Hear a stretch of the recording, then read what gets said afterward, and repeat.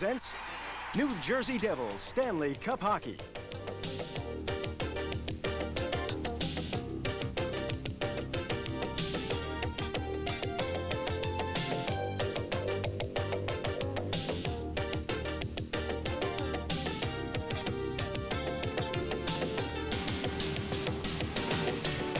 New Jersey Devils Stanley Cup Hockey is brought to you by Budweiser.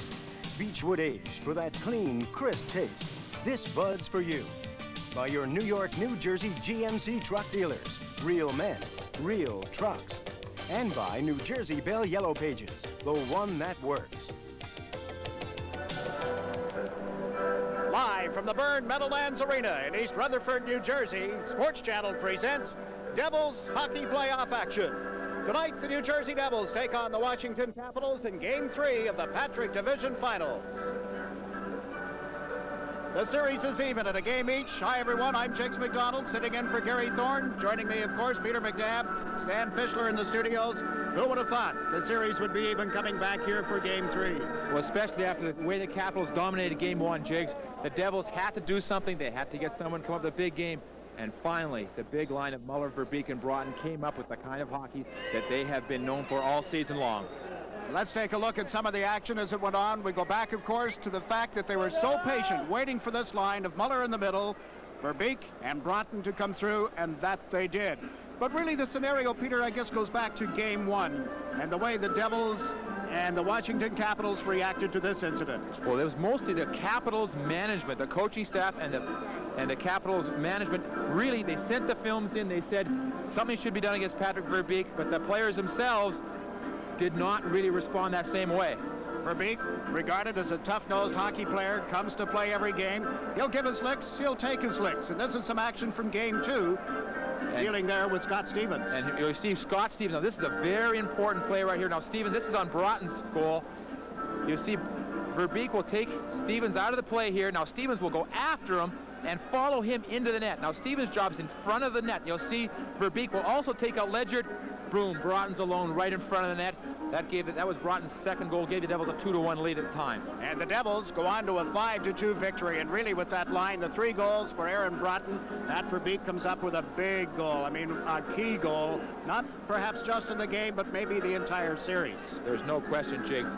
The Capitals had just scored an important power play goal to make the score 3-2. They were coming back, and their fans were getting involved. The most involved they were at any time during the game. And all of a sudden, Verbeek, about a minute and a half after Murphy scored the goal to make it 3-2, gets a goal. It was a sort of a lucky goal because it bounced off the defenseman's stick right to him. But again, Patty Verbeek in that close is very, very good. I think that is a real plus for the New Jersey Devils now that that line has started to produce. Takes a little bit of the pressure off the second line, which really had carried the team into this round. Well, I think that's one of the reasons why the Devils were so excited. They won the series against the Islanders. They won without that line playing well, and they knew it was just a matter of time. And now they've got that line playing well. They got the second line playing well. They're getting a goaltending of Burke. The momentum, the confidence in the dressing room is really starting to pick up. Washington is going to make a goaltending change tonight. Clint Malarchuk will be in their nets. They're also going to make perhaps one other lineup change that could be important, but we don't know whether that'll happen yet. We'll have to wait till just before game time. Right now, let's join Stan Fischler in our studios. Thank you, Jigs. Before we get into the gossip, let's take a look at some of the other series at the Saddle Dome last night. Calgary loses again, 2 straight at home. They are down 2-0 to the Edmonton Oilers, and that series is now going to switch to Edmonton. I would not want to be in Coach Terry Crisp's shoes. The Detroit Red Wings made it 2 in a row at home yesterday. Greg Stefan shut out the Blues 6-0. Peter Klima got a hat trick. Klima is playing great hockey for Coach Jacques Demers. In the Adams Division Finals, that moves to Boston tonight. Canadians and Bruins tied at 1 game apiece. But Boston, very interesting, started Andy Mogan the opening game, lost, switched to Reggie Lemelin. He won for them. You can bet they're going to come back with Lemelin tonight. And, of course, here in the Patrick Division, the series is tied at 1 game apiece. And as Jiggs pointed out, Clint Malarchuk in goal for Washington. Now for the gossip. Well, the Third World War may break out in Boston Garden tonight when the Canadians and Bruins meet. The problem is a bad injury. Stefan Richer hurt his thumb. The Canadians claim that Boston's Michael Telvin deliberately whacked him with the stick. And, of course, now the Canadians are threatening retaliation. They brought up Stephen Fletcher. This is a huge hockey player, and he's known as a goon, and he is not being brought up for stick handling purposes. That could be a mean, mean hockey game. Meanwhile, Bruins coach Terry O'Reilly could face up to a year in jail should he be found guilty of tampering with a motor vehicle. Now, O'Reilly admitted that he took an iron and popped open the driver's side window of a car that was blocking the Bruins bus when they were in Hartford before the season ended. According to Hartford police, such an act is considered a Class A misdemeanor. Technically, the penalty could be up to a year in jail, but everyone expects the matter to be settled in the near future. However, it's just another difficult distraction for Terry O'Reilly. This poor guy is trying to win a couple of playoff games. Phil Esposito was here tonight, but not as Rangers GM. Phil has hired himself out as a TV commentator, and he's getting flack in some quarters. The criticism began when Phil handled the Bruins-Canadiens game the other night. They say that Espo should be scouting junior games and doing other managerial functions. Phil counters that he can get as much done on the road doing TV work. He ran into Tom McVie recently, booked an exhibition game for next fall, also talked trade with John Brophy, so I guess Phil knows what he's doing.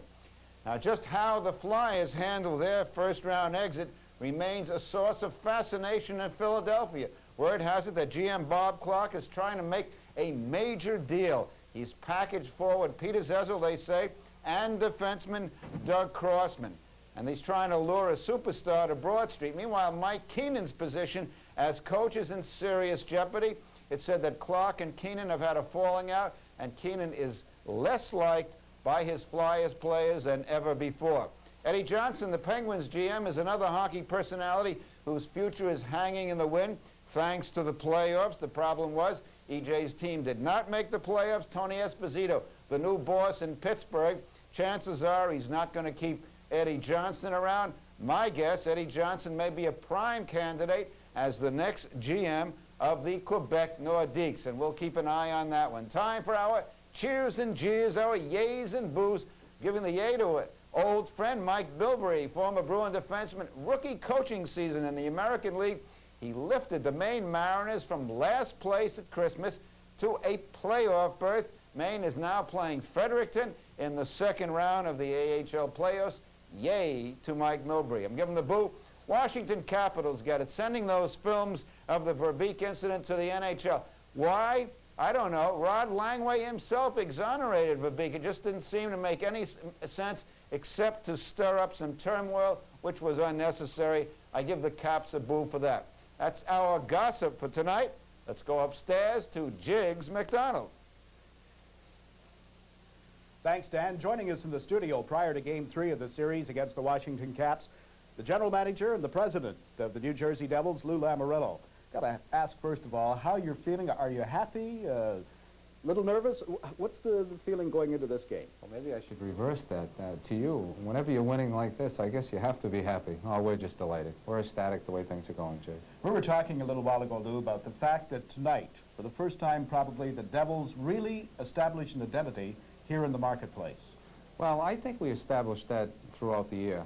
I think what happened in a lot of the Islander and Ranger games when there were potential sellouts, because of past tradition and past situations, I think a lot of Ranger and Islander fans buy tickets in advance to come here because it's so close. And then when the team did get off to a good start and we did create some interest, we did not have the tickets available for those games, so I think that we had sort of a nonpartisan crowd on different occasions. But I think that right now, with what happened to us in Chicago, and really we have all, you know, Devil fans, 100%. And they have just been fantastic throughout the year, and I can't say enough about what they've done for us. When you look back at it, the win in Chicago, putting you into the playoff situation, granted, very important, but what would be the one building block that got the team to that point, to the winning situation, and into the second round? Well, first of all, there is no question that that win against Chicago really established an identity for us. Also, what it did was it established an identity for players, and that everything that they have done throughout the year and all their hard work over the past several years, it paid off. And I think that game was like the New Jersey Devils winning the Stanley Cup. And I think that because of that game and the high point, it really helped us going into the Islander series, where it wasn't that, God, we've got here and we're relieved and now, you know, we're not going to be ready to play. I think that what that game did was it just brought us back down to earth right after it, that was such a high point, and really we came back and said, okay, now let's start our year all over again. Now you come back home with the series against the Capitals tied at a game each.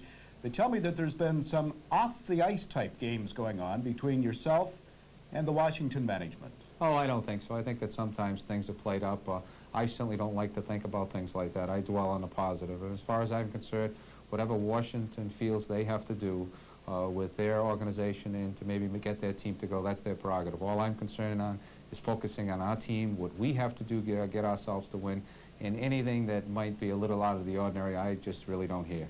What do you have to do to win not only tonight, but this series? What we have to do is focus in on tonight. We can't think beyond tonight. And we have to go out and establish the type of play, and that is we have to be aggressive and intense. If we relax on that, we'll have a problem. I think that's what happened to us in the first Washington game. We went out there in the first 2 periods, did not play bad, and I think that they played an excellent game, but we did not go out there aggressive and with the intensity that we've been playing throughout the series and the latter part of the year. If we hold back at all, we could have a problem. You and your team have made believers out of a lot of people. Congratulations, good luck. Thank you very much and welcome. Thank you. We'll be back with more right after these messages.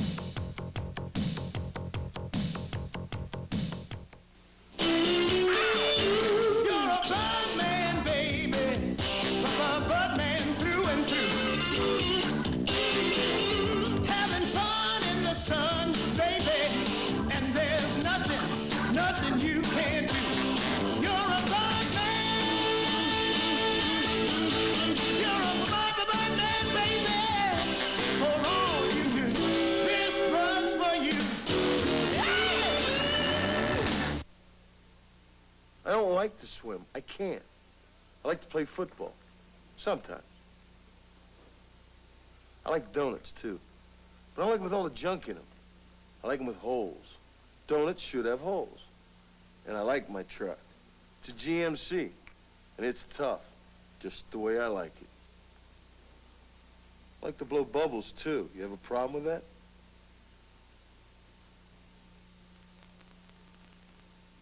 When Midlantic was small, hungry bankers were tough on shoes.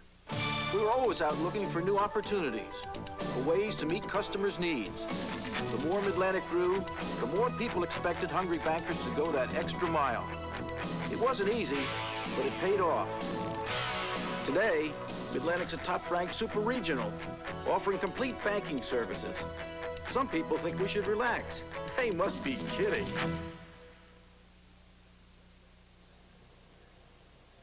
Time to go inside the Washington Capitals. We'll start off with number 27, Dave Christian, a very, very important man on this hockey club. He had a +7 so far, tied for the club lead in plus-minus in the playoffs. He's got 4 points in 5 games. Why do you have to watch him? This man is very, very explosive. I should say 4 points in his last 5 games. He's got 6 in 9 overall. He is an excellent scorer when he gets the opportunity, a guy who might lull the opposition into thinking he's taking it easy. He is very deceptive that way. You must watch that man, number 27, Dave Christian. Another fellow you have to watch, and we've seen plenty of him. I would put him as one of the toughest players in the National Hockey League, number 3, Scott Stevens. Now, Stevens has a problem. He is one of the best fighters in the league. He's a very temperamental man, but he's also one of the most skilled defensemen. He could win the Norris Trophy as the best defenseman in the league. And now with Rod Langway out for the series, it is Scott Stevens who has to carry the defensive burden. This man could very well play 35 minutes tonight, and that is an awful lot of defense playing for Scott Stevens. He can score, but he may be suffering a bit of a shoulder injury. That could hurt him. Number 3, Scott Stevens. Inside, the New Jersey Devils, an unsung hero. Number 17, Patrick Sundstrom.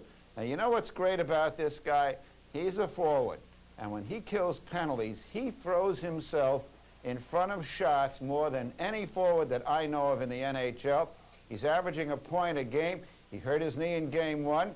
He returned in the third period, played splendidly in Game 2, and he's going head-to-head against his twin brother, Peter. Patrick Sundstrom, number 17. Watch him on defense.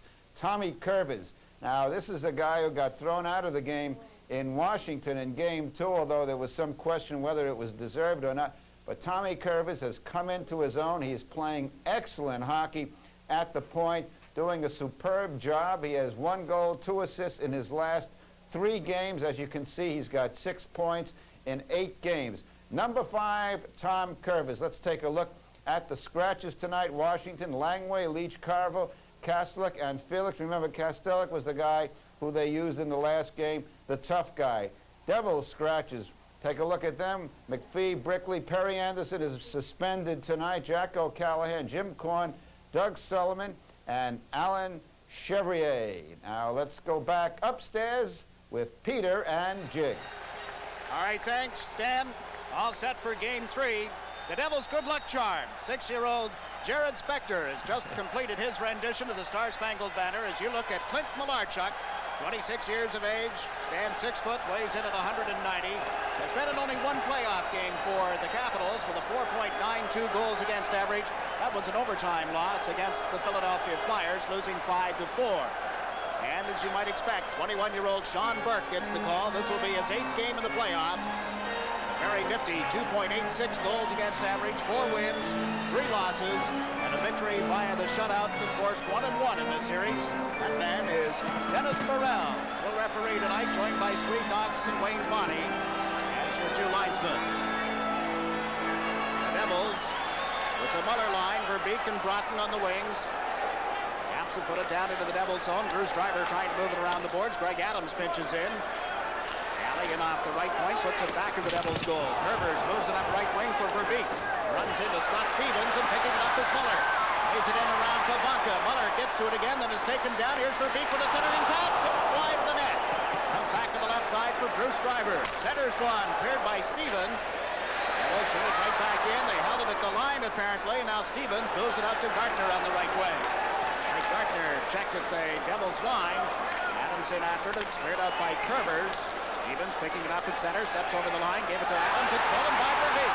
Down the right side, moving in on Galley. Big shot wide of the board. Comes off the boards and at center. Gardner is able to tip it to Michael Pavanka. Works one-on-one and used Sorella as the screen, with Burke making the save, and the rebound goes to Verbeek. Wide open action at the beginning here, Peter. But Jiggs, I think the first thing we saw was the Capitals come right down and be aggressive in the Devils zone. And we saw another thing, we saw the Devils defenseman join the play. There's 2 things to watch for. Now Burke moves it around the boards. Carlson over on left wing is met by Gustafsson. Carrying it out is David Maley. Shanahan picks it up for the Devils. Moving it on Ledyard. Shoots one just wide of Malarchuk, who got a chunk of it. Ends up back of the net. Carlson into forecheck. Now Shanahan gets bumped. The puck comes along the left wing boards. Heavy hitting by Hatcher as he knocked Maley flying. And Ledyard is met in the corner as he moves the puck up the wing, but not out. Carlson shot off some skates in front of the net. Here's Maley trying to get it loose, and shot right on. Malarchuk clears it aside. Hatcher for the Capitals. Plays it off the boards, held in by the Devils. Here's David Maley, bumped by Hunter. The puck goes to Hatcher. Shanahan bumps in, and it's cleared out by Grant Ledyard. Kalashak puts it right back in the Washington zone, and the crowd reacting to the first 2 minutes of play. It's been non-stop. Some good hitting, some good wide open action, and now Sundstrom makes the pass to John McClain. Big slap shot, glove save by Malarchuk. We'll hold it long enough for a face-off. We get our first confrontation in front of the net. Hatcher is not flying. Danico ends up in the goal mouth along with Malarchuk. And the linesman in to try and pull things apart. Referee Dennis Morrell indicating that he has a penalty call on Danico. And Jiggs, Danico came right in. Sundstrom and Hatcher were tied up in front of the net. And Danico said, we're not going to let them start and control the hitting in this game. Danico came right in and knocked down Hatcher. But again, we've seen both teams have really come out very aggressively. Here's a shot, a long shot by McClain here. Malarchuk, who had 4 victories against the Devils this season. And I think that's one of the reasons the Capitals went back to him in this game.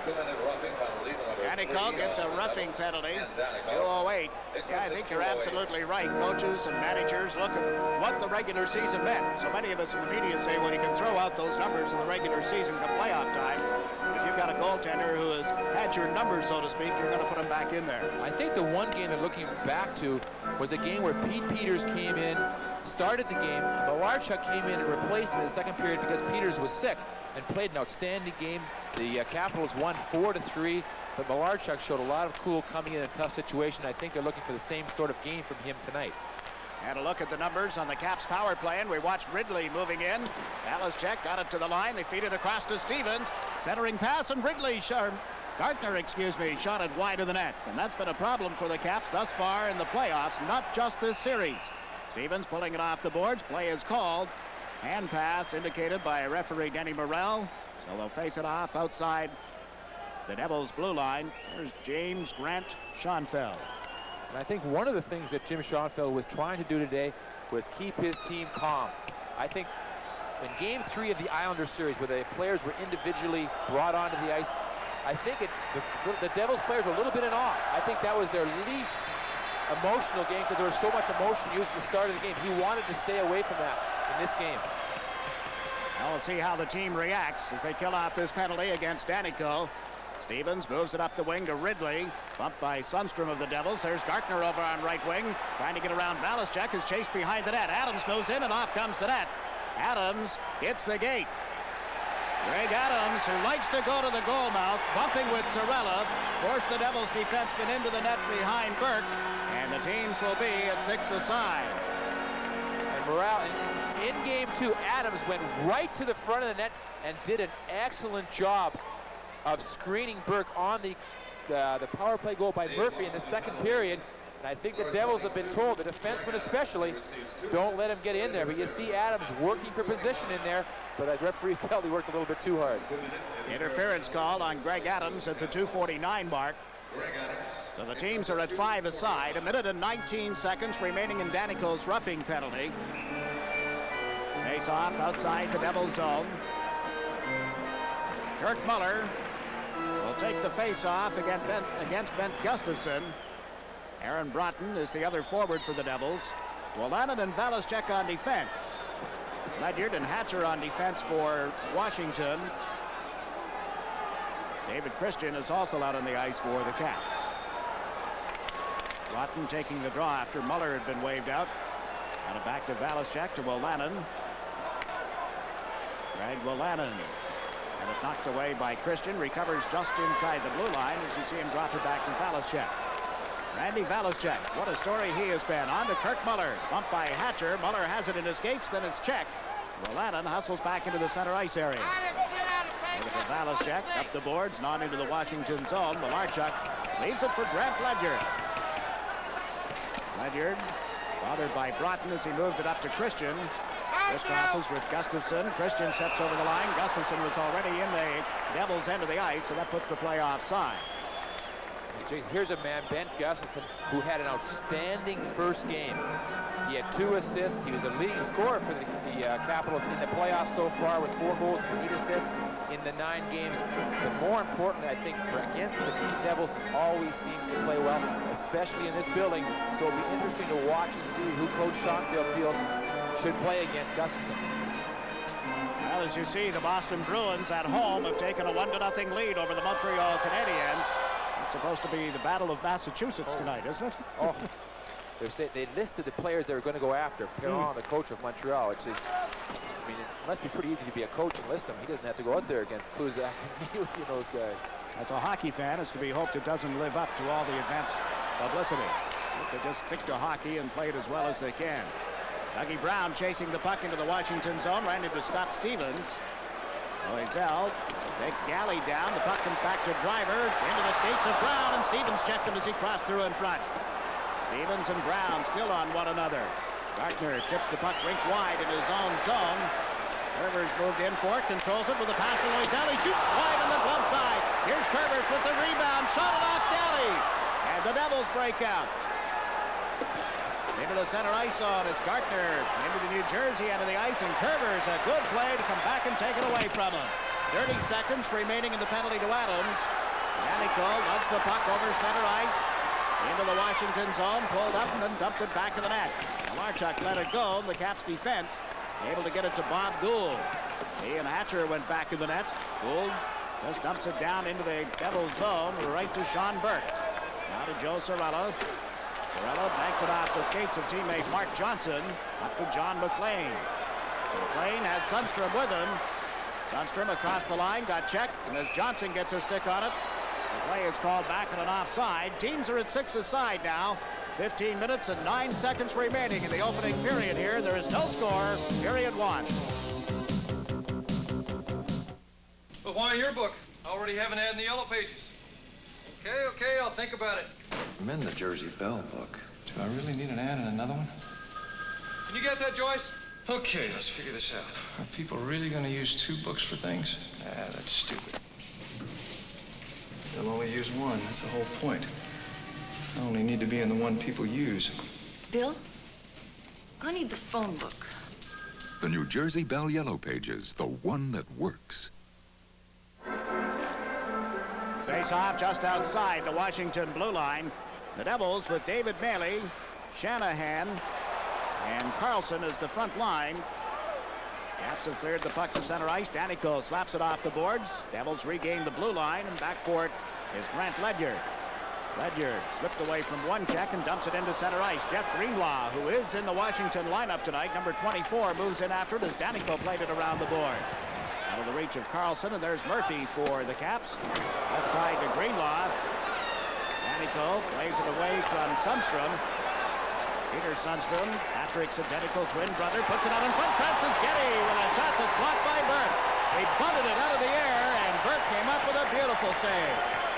Devils are going to be called for having iced the puck, but the best scoring opportunity thus far goes to the Caps. Some good forechecking by the Capitals to force a turnover in the Devils zone. Sundstrom throws a pass across, and as you say, Jakes, he knocked it right out of the air.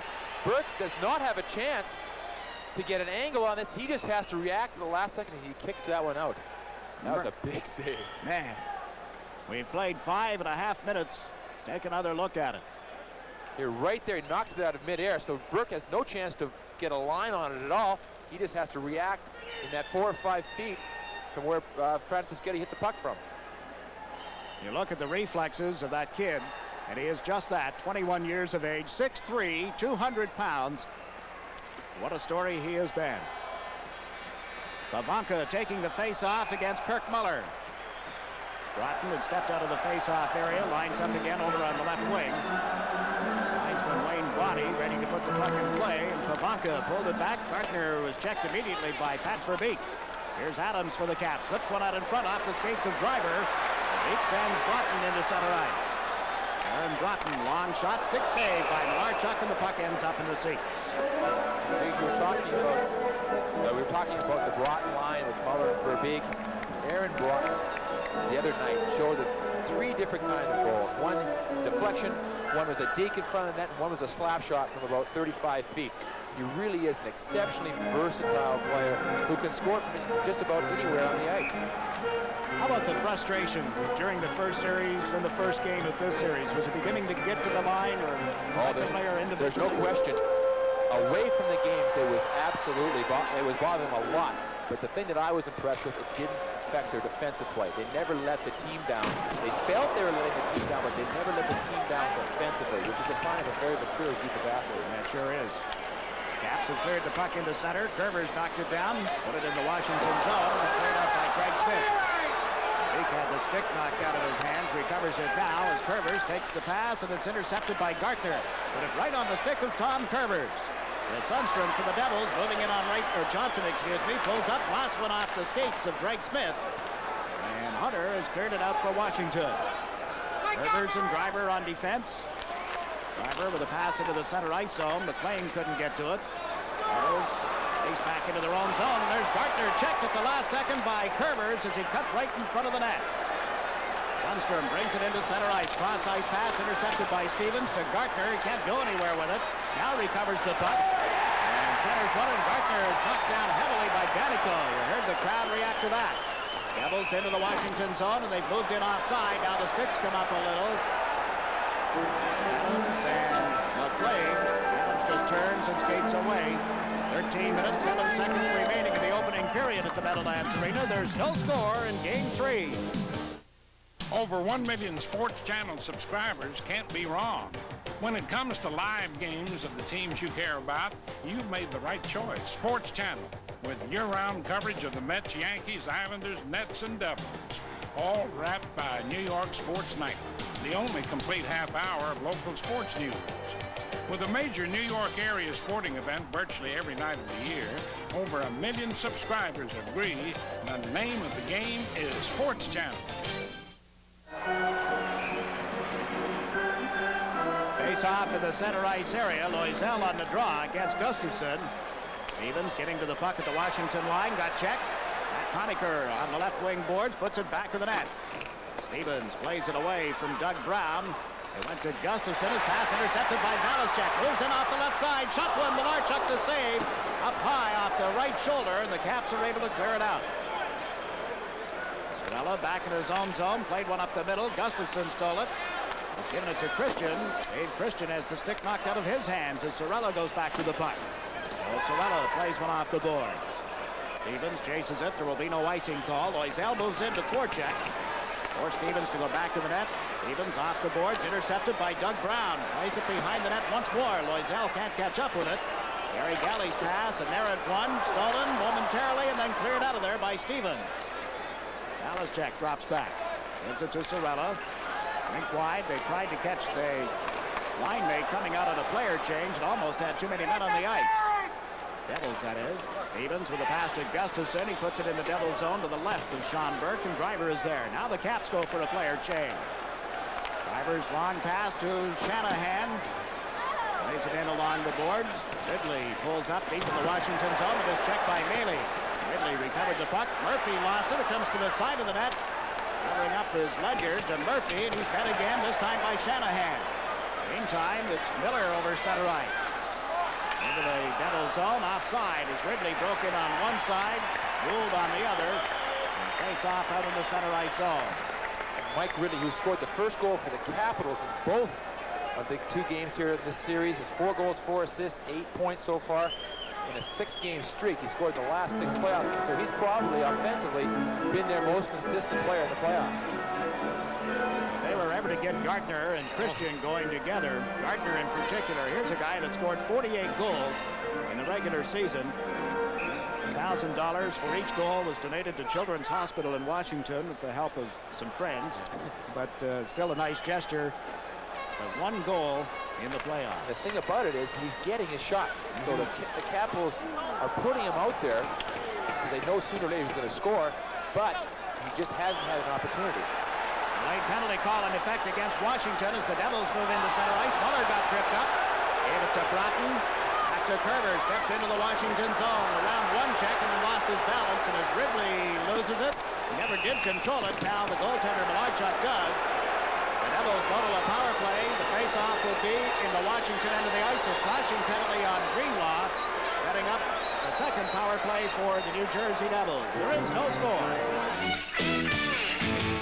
You got to listen to the city. There's vibrations in the street. There's a symphony of neon light. There's music in your feet. When you turn the volume down, you know just what to do. You were born to be a bud man, and you know this buzz for you. But only one day will do. But this buzz for you.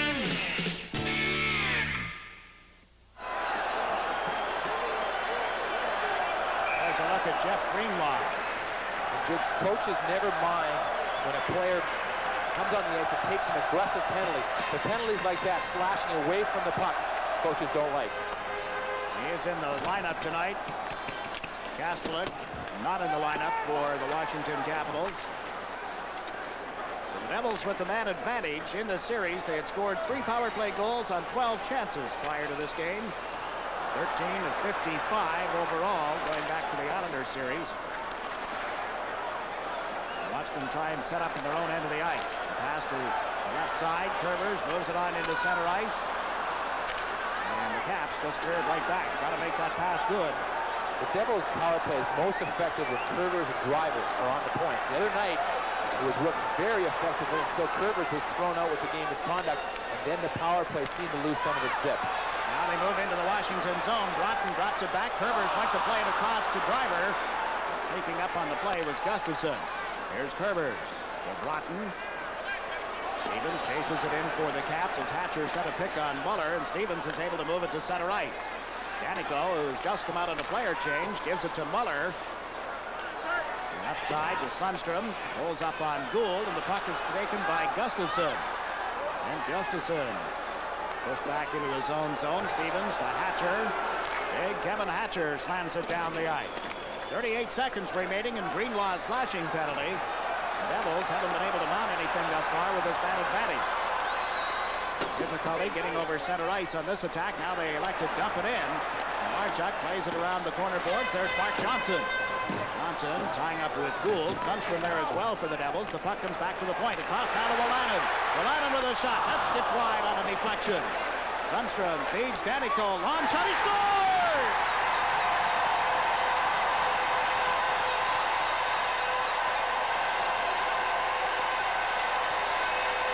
Jigs, I think this one bounces off Mark Johnson in front of the net. On a power play where the Devils were not getting any sort of shots at all. Right near the end, you get one shot from the point by Wolanin, who was actually, I think, trying to pass to McLean. The puck goes around the boards, and I believe this bounces off Johnson and through Malarchuk's legs. That is a big goal because of the fact the Devils didn't look like they were going anywhere with the power play.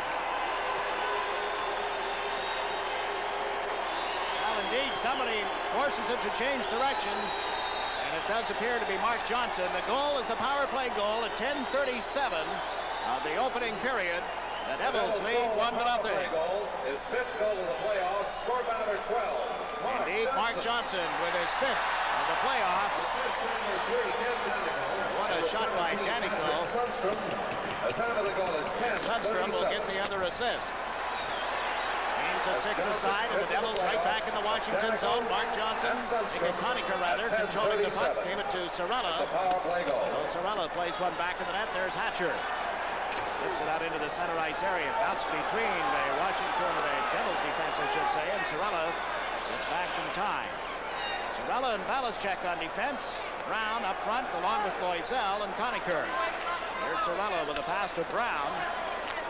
Boston College player. Brown has given it to Randy Valaschek, then across to Joe Sorella. Back to Valaschek. Loisel goes to Brown. Brown at center ice.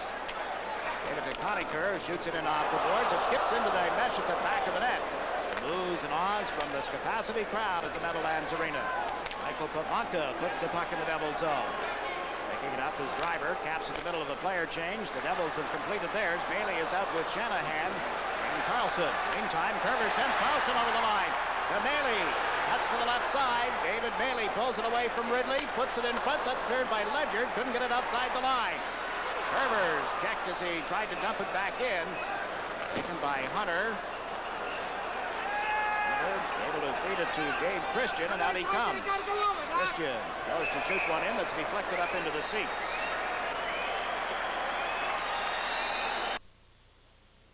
Seconds remaining in the opening period, game 3, and the Devils lead 1-0. Think of a bank, say Riverhead Savings Bank. What comes to mind? Well, obviously your money and its safekeeping.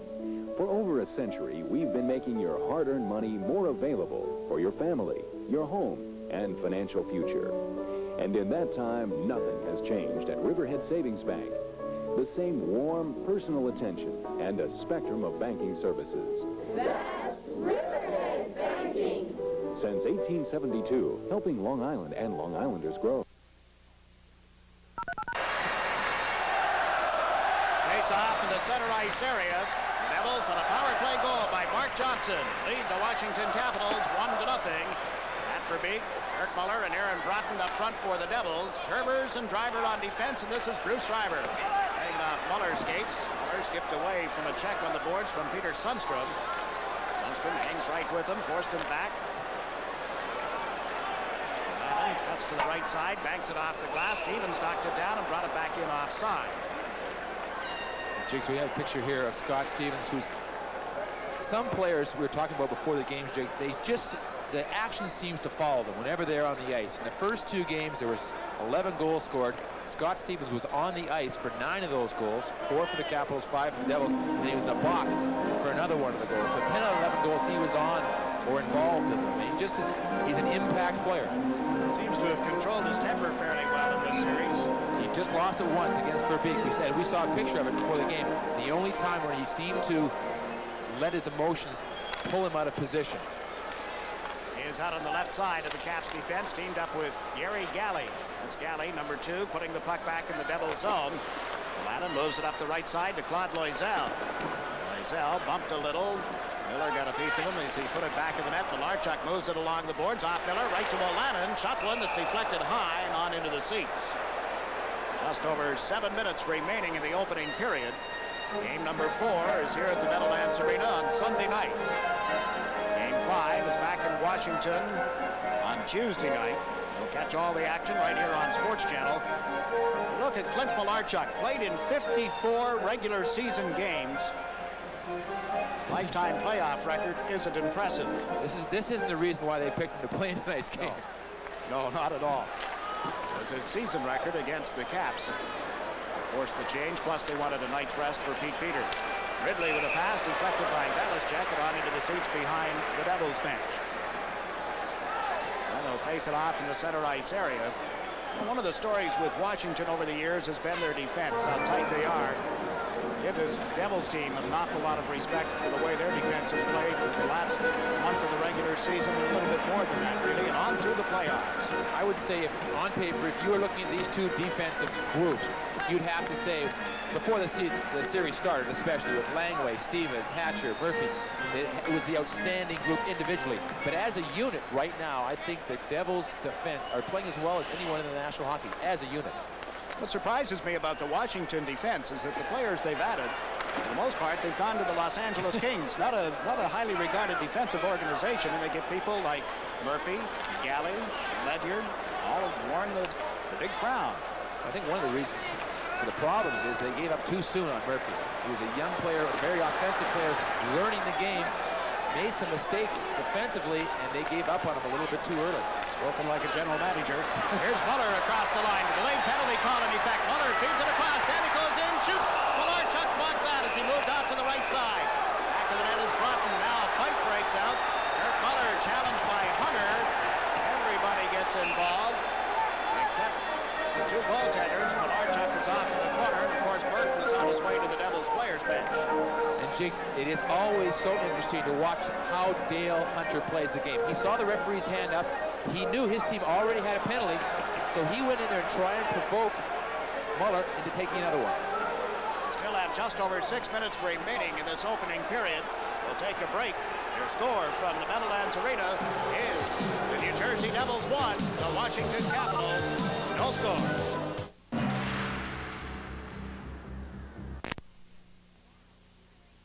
Do it. Come on, do it. You can do it. Make your move. Make your move to Maxon. When you think Pontiac, think Maxon. When you think Honda, think Maxon. When you think Hyundai, think Maxon. When you need expert service, think Maxon. When you need genuine parts, think Maxon. Make your move to Maxon Pontiac Honda Hyundai, Route 22 West in Union, New Jersey today.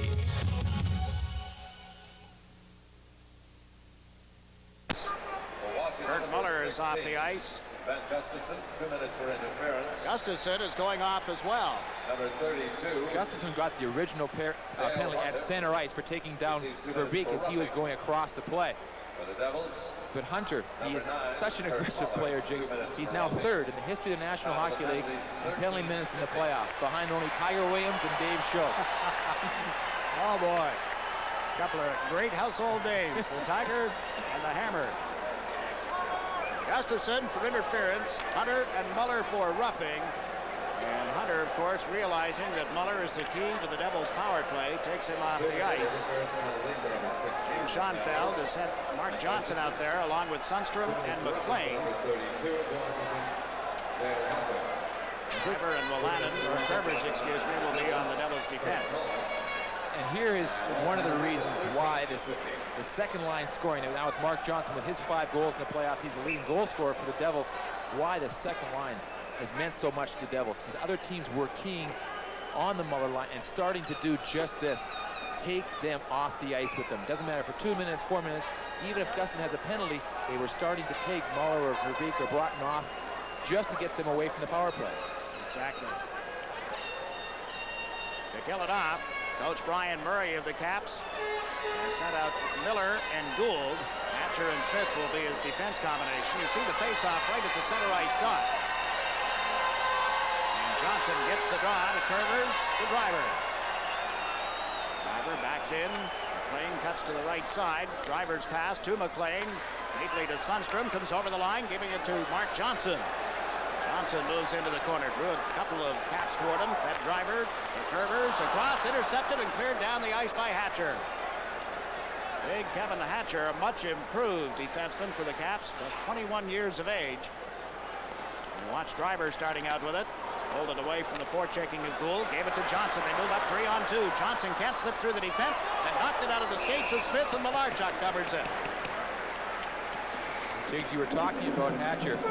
Here we see a picture of Mark Johnson, who now, who we said with his 5 goals, is the leading goal scorer for the Devils. And you know, it's been interesting to watch Johnson as the pressure has mounted through the last part of the season and in the playoffs. There was a time during the last couple of seasons where people were saying, you know, is Mark Johnson really have it as a hockey player anymore? And I think what really happened was he is used to playing in pressure situations, and there were just too many games that didn't matter to the Devils as far as just learning experiences. Well, he'd learned enough. He wanted to put it to use in a playoff type situation, and you could see when he finally got a chance how well he has responded.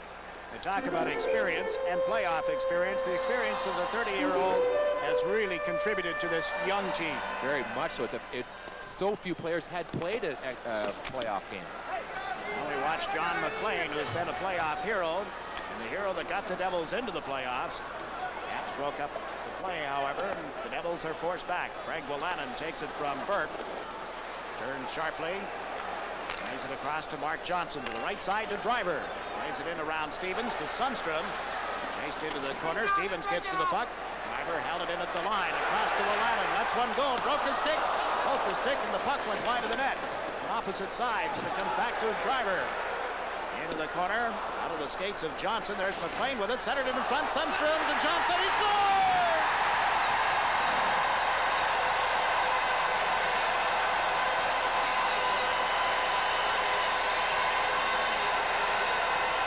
And Jiggs, this is just a pretty goal by 3 players who have started playing with each other. They've played with each other long enough now. They can make these little blind passes. There are 2 blind passes on this goal. One by McLean out front to Sundstrom, and now Sundstrom behind his back to Johnson. Now, if those players hadn't played together, there's no way they would have been able to have the confidence to make those kind of passes. The same kind of confidence the Muller line is able to use to make those blind passes, this line is now starting to be able to use, and scores a big goal for the Devils. On the bench, Mark Johnson, his second of this game, his 6th in the playoffs. It scored at 15:07, 2-0, New Jersey. My broadcast partner on a regular basis, Ed Westfall, has a line he'd like to use now. If the right one don't get you, the left one will. The big line has been held off the board thus far. What you might call the second line. McLean, Johnson, and Sundstrom have come through, and it's 2-0, New Jersey. 4.5 minutes remaining in the opening period. Joe Cirella with a pass up to center ice. Carlson dumps it in around the boards. Malarchuk clears that away from Shanahan. Maley coming in late. Takes it to the corner. Murphy gives him a ride on the boards. Maley stays on his skates, and the puck goes to Carlson. In a little deeper. Shanahan colliding with his teammate, and Pavanka makes the pass to Larry Murphy. Murphy over center ice. He's dumped it into the Devils' zone. Adams races it after it. There's Cirella. Ran into Gartner as he moved it around the boards. Carlson is bumped. Adams centers one off Gartner and right to Valaschek. Caps unable to control it in the corner as Adams had it and lost it. Maley gets checked at the center ice area, and here's Shanahan dropping it back to Randy Valaschek. Now to Shanahan, a collision right at the Washington bench. Maley went down heavily. crowd reacted to that as we watch the Caps move the puck up the boards and out into center ice. Loisel puts it right back again. It'll be offside. Matt Conacher getting a stick on it. Meantime, Ridley and Danico exchange greetings down to the Devils' end of the ice. Ryan Murray has to be a little concerned with the way his team has set up in their penalty killing in this first period, and also in the second game of the series at Washington. No question. With 3 goals in the second game and now 2 in this game, what that does, and we've talked about it so many times, it forces you can't play as aggressively as you'd like because your penalty killing isn't good. Then you have to stop taking those little extra runs you might at the defense, and it may not be as aggressive playing with Burke or taking Muller into the boards, things like that. You have to stop because every time you have a power play against you, you're getting scored on. Devils now with 5 power play goals in this series. Through the entire 7-game series of the regular season, they managed only 5 power play goals on 28 chances. In the playoffs, they've had 15 chances, connected on 5 of them. That includes tonight as they lead 2-0 on a pair of power play goals by Mark Johnson. That's Scott Stevens starting from back of the Washington goal with a pass to Kelly Miller. Lays it out into center ice. Mike Ridley has it into the Devils zone. Ridley can't get around Danico. And he cleared the puck after he had knocked Ridley off it. Here's Miller from back of the net. Burns looks for somebody. Comes out on a backhander. What a stop by Sean Burke. He covers that net so well, going down to make the save. Now Stevens fires one that's deflected over the stick of Danico, but there to back him up is Wolanin. Shot it off the boards into the Washington end of the ice. Marchuk lets it go, and Galley gets back in time to get an icing call.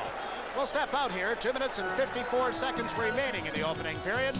Power play goals, both of them by Mark Johnson. We're here to compare the Pontiac Le Mans from Korea and the Hyundai Excel from Korea. The Le Mans is fuel-injected for better 0 to 60 performance. The Hyundai is not fuel-injected. The Le Mans has a 6-year, 60,000-mile powertrain warranty. The Hyundai has a 3-year, 36,000-mile powertrain warranty. The choice is yours.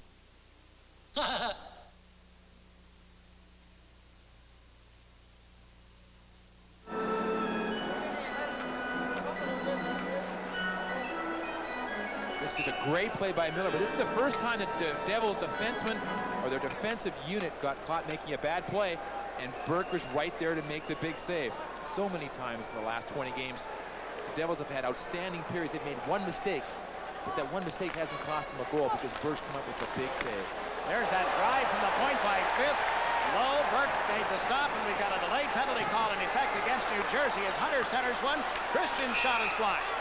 Cleared by Sundstrom of New Jersey, and now a holding penalty signaled by referee Denny Morrell, setting up a Washington power play as Valaschek goes to the penalty box.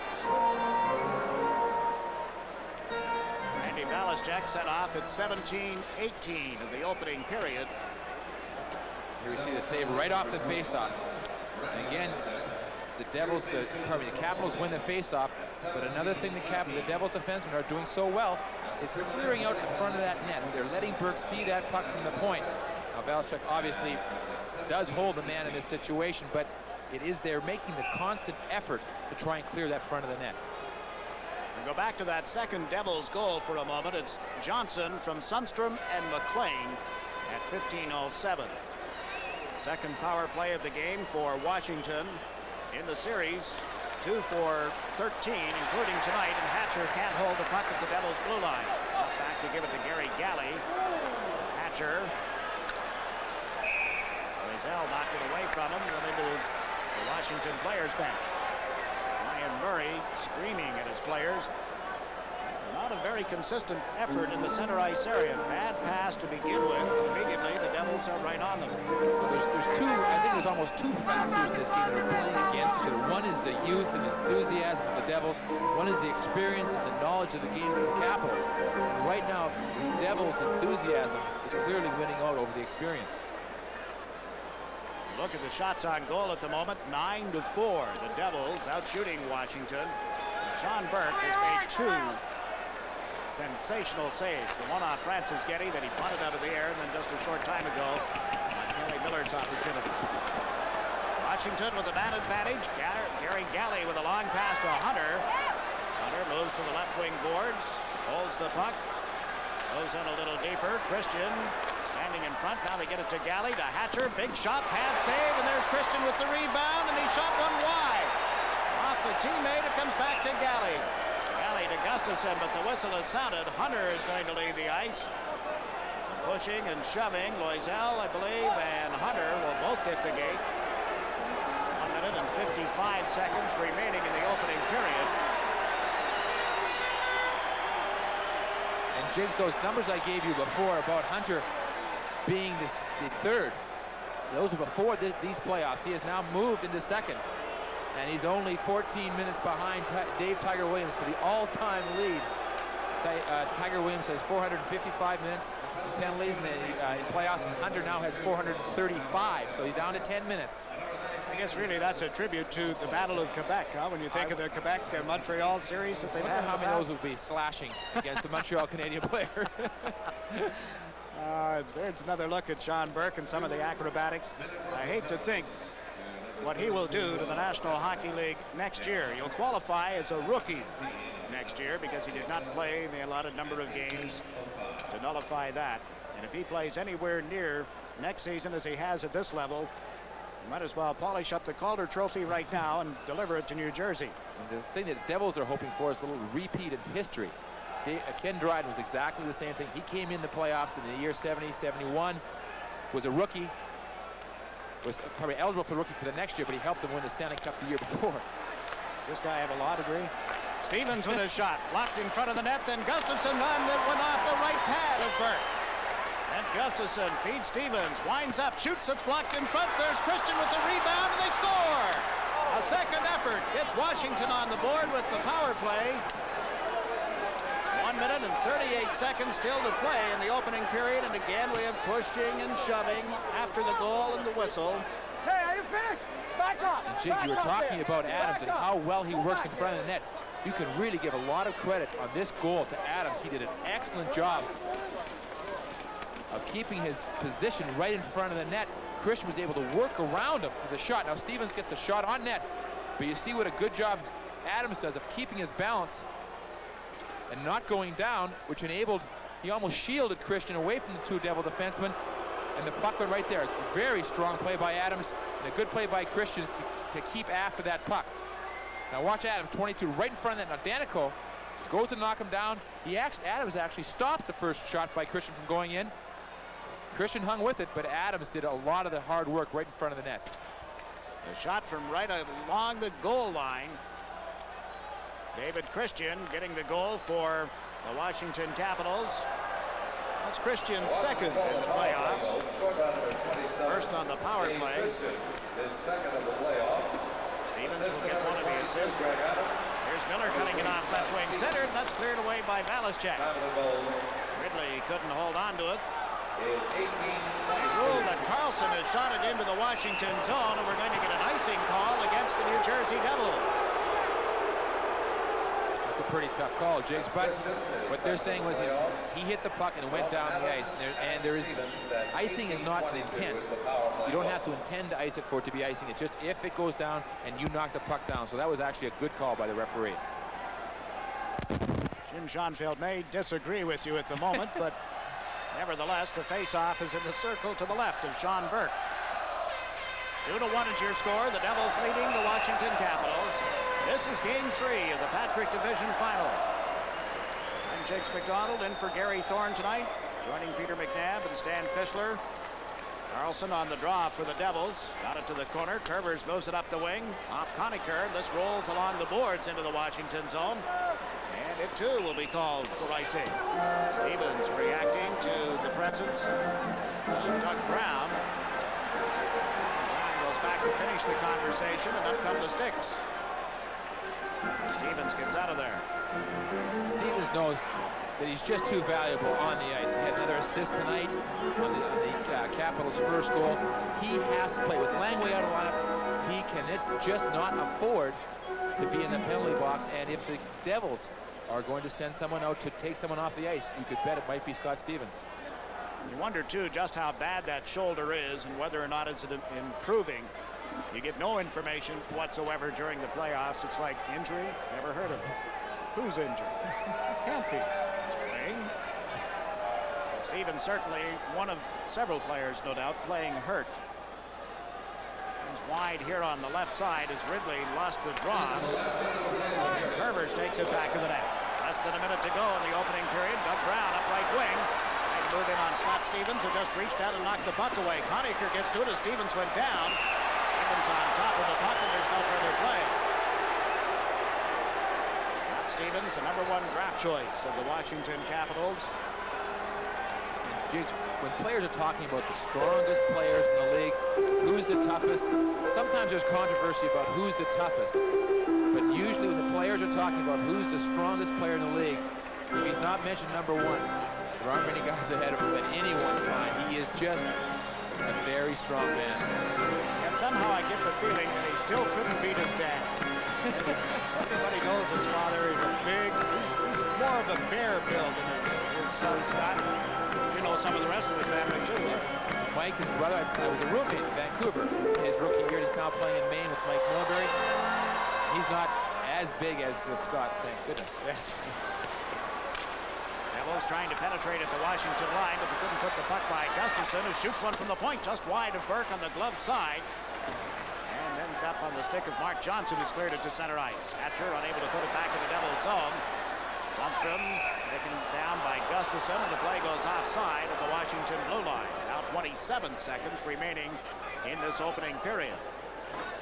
And Jake Gustafson plays so many positions for the Capitals.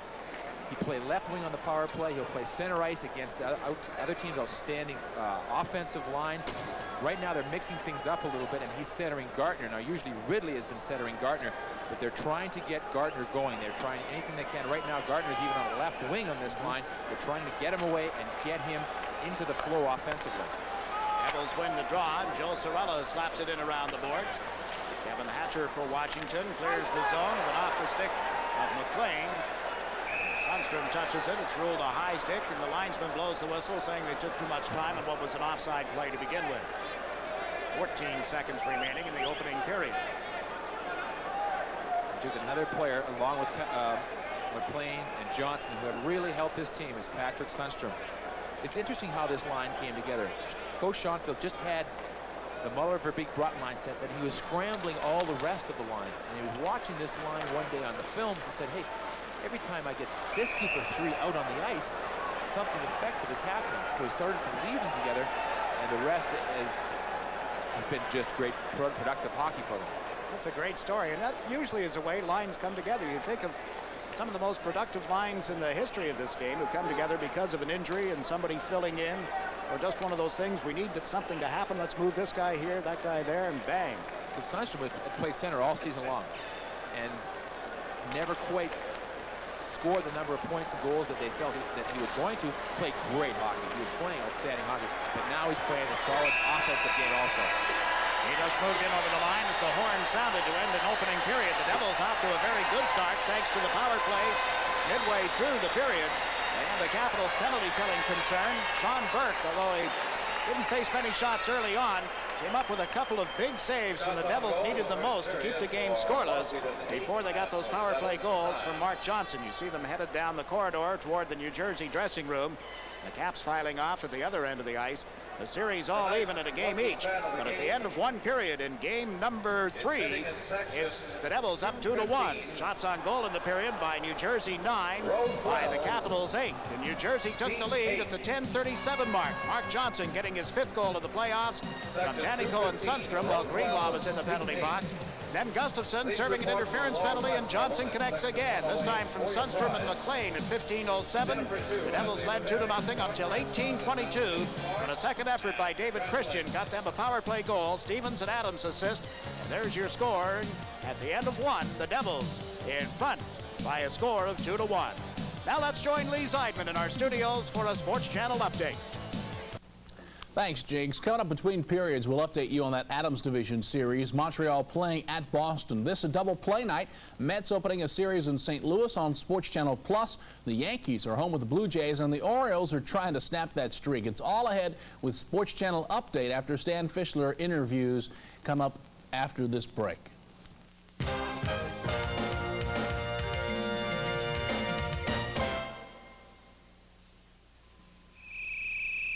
The New York sports fan would like to see two things. One is a sports radio station presenting WFAN 1050 AM, the world's first 24-hour sports radio station.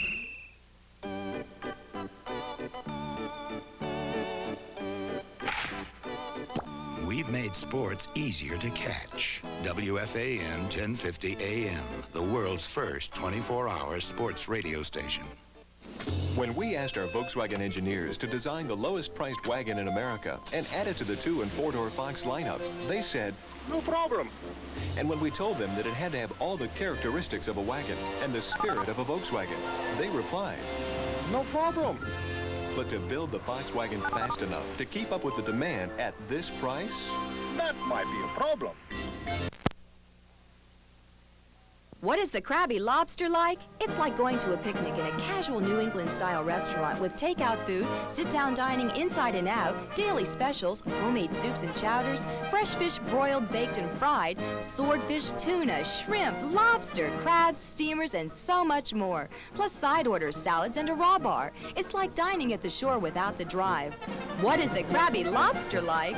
It's like no other restaurant around. Organization here for the players and management and the fans, and I was just glad to get it for them and to win the series for them. You know what I marveled about on that play?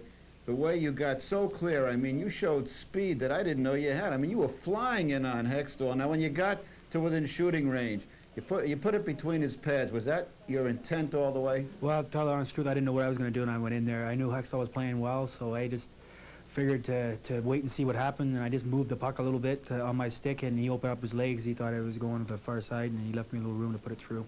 You know, you guys suffer injuries in games, but when they mobbed you at the end, I thought maybe that's when you might get hurt.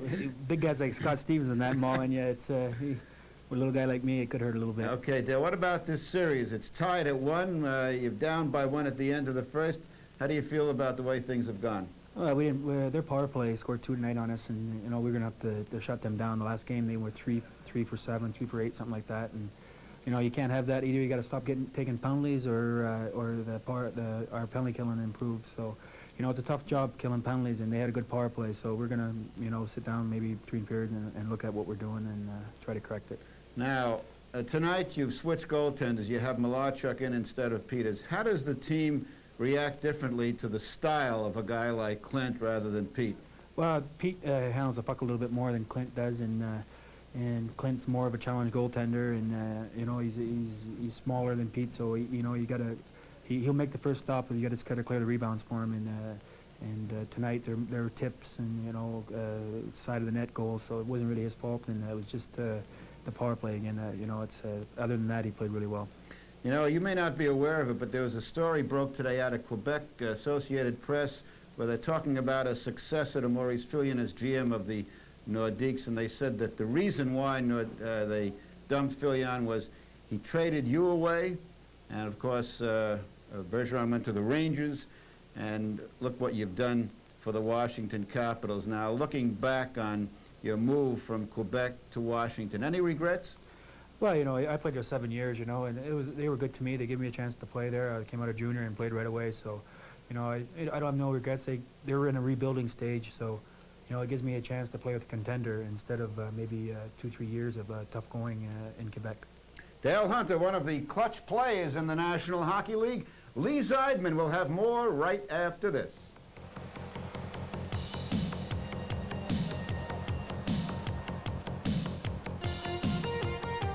Okay, Mike, your turn it back. The New Jersey Bell Directory. He brought the phone book? This part shows trips you can take in New Jersey. And maps, too. Enunciate. This yellow part has many ads. We're out here, Mike. Timmy and I used it once to buy stuff for our worm farm. Yeah. Go on, Mike. Well, we grew these giant night crawlers that were so big we had to put them in suitcases. The New Jersey Bell Yellow Pages, the one that works. It's not unusual that Subaru has sold a lot of cars, What is unusual is how many of them are still running. An astonishing 92% of all Subarus registered since 1978 are still on the road. And now, if you buy a Subaru, you'll get back as much as $2,000. Of course, that $2,000 may not be built to last, but at least you know your Subaru is.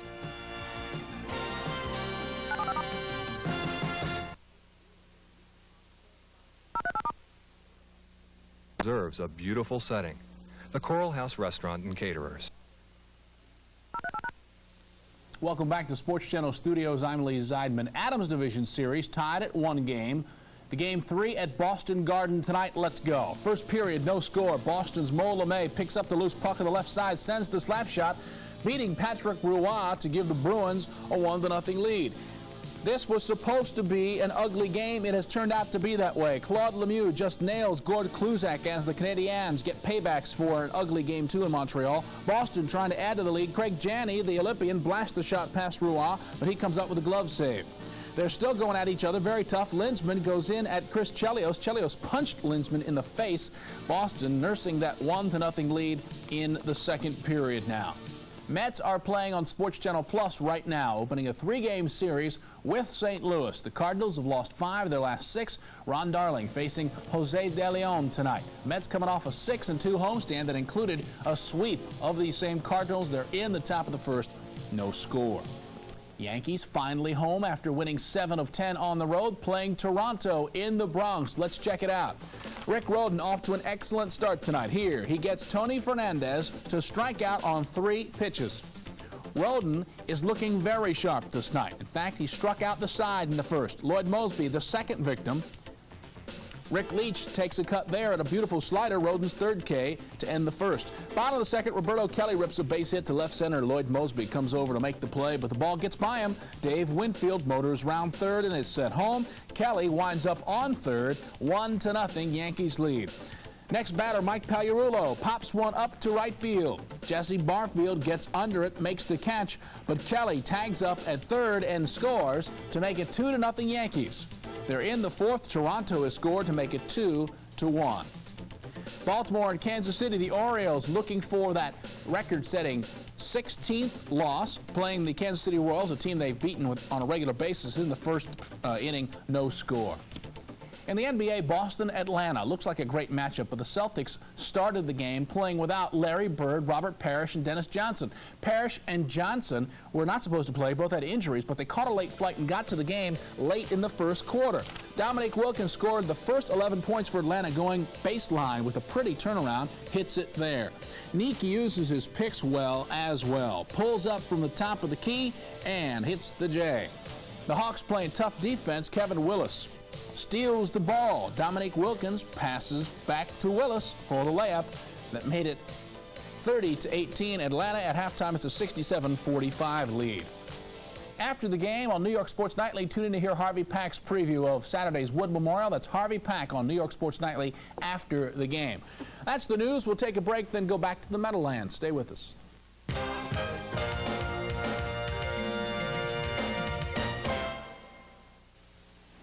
Every day, Jack Taylor and Joe Donovan take the same road home. But today, they went a little out of their way. Give you a hand.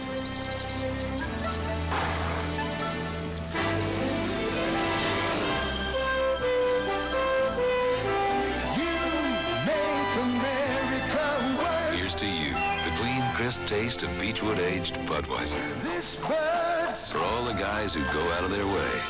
This Bud's for you. America speaks out for Chevrolet. Ford's been making a lot of noise about quality, but I'm more interested in facts.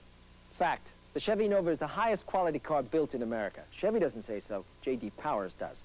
Fact, the Nova gets better mileage than Tempo. Fact, the Nova costs less than Tempo. Fact, I got $600 cash back from my Chevy dealer, but you can get $1,200 cash back if you own an import.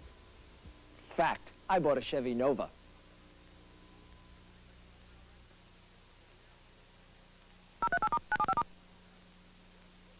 You're watching Sports Channel, the official channel of the New York. Why do smart car buyers from all over the metropolitan area come to Elizabeth, New Jersey to buy their new Fords? Not just because of our large selection of Ford, cars, trucks, and vans. Not just because our service department is second to none. They come to Elizabeth Ford because we guarantee to beat any competitor's deal or advertised price by at least $500. That's right, $500. No kidding. Come to Elizabeth Ford and save at least $500 more. 550 North Broad Street, Elizabeth, New Jersey.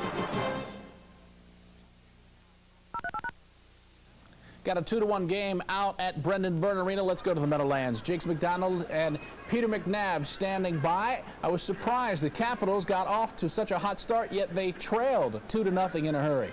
Well, they got into the zone. Yeah, I think they did exactly what they wanted to do, Lee. And Peter, you pointed out at the time, it was important for Washington to establish something. They did get into the Devils' end of the ice, but they didn't really get any good shots on goal until that Francis Getty chance.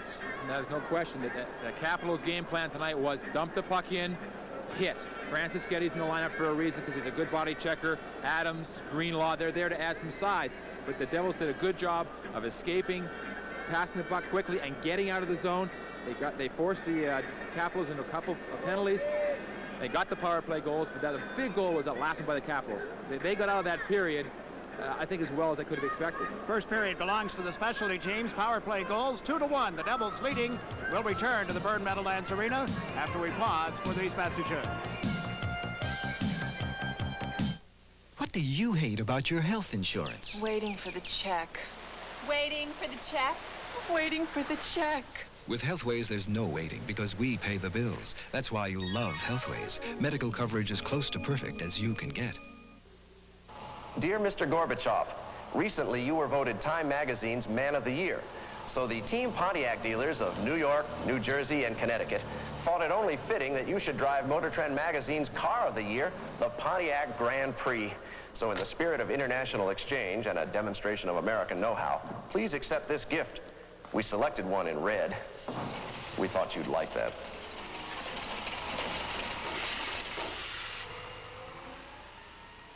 What do you hate about your medical insurance? My HMO has so few doctors to choose from. But with Healthways, you choose from thousands of doctors in private practice. That's why you love Healthways. Medical coverage as close to perfect as you can get. 2-1. The Devils leading the Capitals as the return of the teams here at the Byrne Meadowlands Arena. Devils hit for back-to-back power play goals, back-to-back by about 4.5 minutes apart, but Mark Johnson is the story, and we'll take a look at them, Peter. And the first one, now Atlanta just got through shooting the puck around the boards. It goes out to Danico, and Danico shoots the puck towards the net. You saw McLean cut in front of Malarchuk, screen him, but it was Johnson who touches the puck and deflects it by Malarchuk. Good shot by Danico off the point to make it 1-0 for the Devils. Sundstrom gets an assist as well. The time 10:37, and then 4.5 minutes later, again, it's Mark Johnson, his second of the game, 6th in the playoffs. And Jakes, this was when you start to realize this line knows each other now. They know the little things they're going to do around the net. Watch this pass by Sundstrom, direct backhand to Mark Johnson, who's all by himself. That comes from playing each other. That comes from smart hockey players playing with each other and learning from each other. And then with about 1 minute and 40 seconds remaining in the opening period, the Washington Capitals get on the board. A second effort, Scott Stevens with the original shot. And Adams works so hard in front of the net. Stevens gets the shot, but Christian gets the goal, but Adams, I think, really deserves a lot of the credit for that one. Now the Capitals get one of the players scoring goals. They need to score. Christian, he gets his second. The Devils are 2 for 3 with the power play. The Caps are 1 of 2 in the opening period, as you saw. Adams and Stevens got the assist on David Christian's second goal in the playoffs, coming at 18:22. Shots on goal by the Devils 9, by the Capitals 8. And we're getting ready for period number 2. Remind you that Sunday night, game number 4 in this series will be right here at the Meadowlands Arena, and we'll have it for you on Sports Channel beginning at 7:30. The Devils and the Capitals, Sunday at 7:30, live and exclusive, only on Sports Channel. Fans, I think we should know that Ticket E as in evil, not devil, but evil, will be good for Sunday night's game 4 versus Washington here.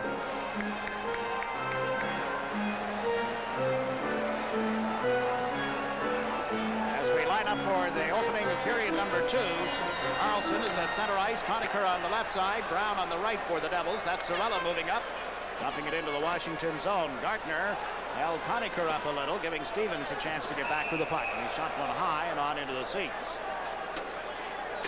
Sunday night, 7:30. We'll be with you here on Sports Channel. Ticket E. Ticket E. That's the one. Anybody out there fortunate enough to have a ticket marked E, we'll look for you here Sunday night. And Jake, we were talking the first period about Stevens being on the ice for 9 of the first 11 goals. He was on the ice for all 3 of the goals in that period. 12 out of 14, which just means that he is playing the bulk of the time for the Washington Capitals. With Langway out of their lineup, they'll have to rely on Stevens, Murphy, Galley, of course, and Ledyard are going to get more ice time automatically, along with Hatcher. There's Brown for the Devils, shooting it right back in. Malarchuk pinned it on the boards, and it's picked up by Stevens. Stevens and Galley, the defense combination. The pass to Ridley down left wing as Miller and Gartner with them. Ridley goes in deep, centers one out in front, and that shot went wide off the stick of Kelly Miller. Miller gets checked in the corner. Andy Valaschek lost it. It comes off the boards right to Claude Loisel. The pass to Brown. Loisel trying to move up the wing, being interfered with by Ridley. Brown played it in around Stevens, and Galley gets to it. Loisel got to him, centers one out in front. Sundstrom shoots, he scores!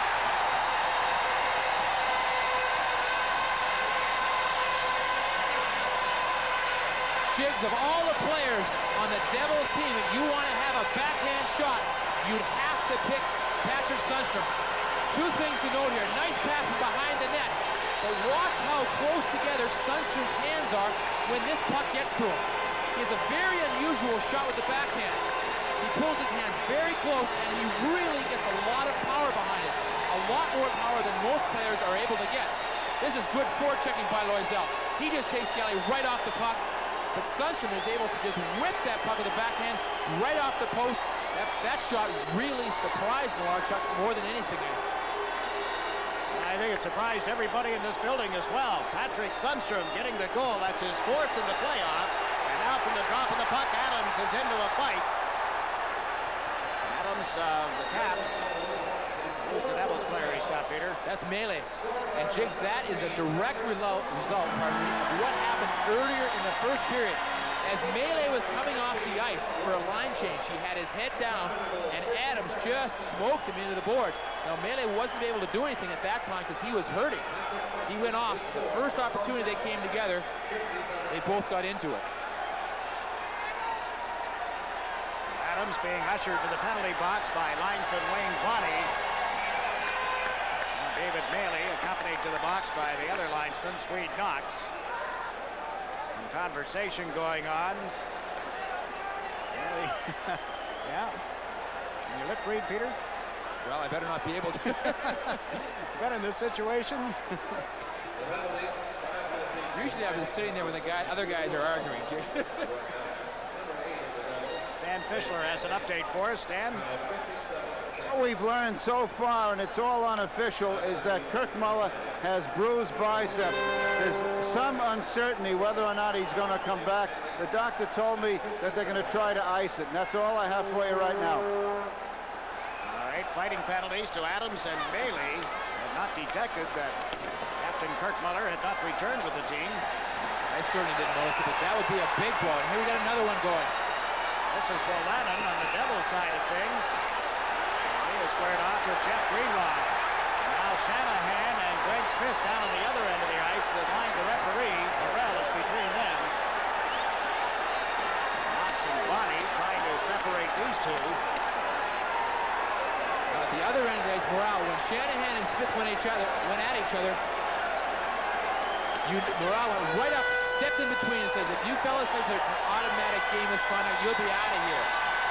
And that's what slowed them down. Greg Bolannon and Jeff Greenlaw playing in the boxes. It's to be hoped that they'll get back to playing the game 3-1. The Devils leading the Caps. Gotten back into the game with a power play goal a minute and 38 seconds before the end of the first period. And Jim Schoenfield just yelled down to Coach Murray and said, why don't you and I side this outside here and let the players play hockey?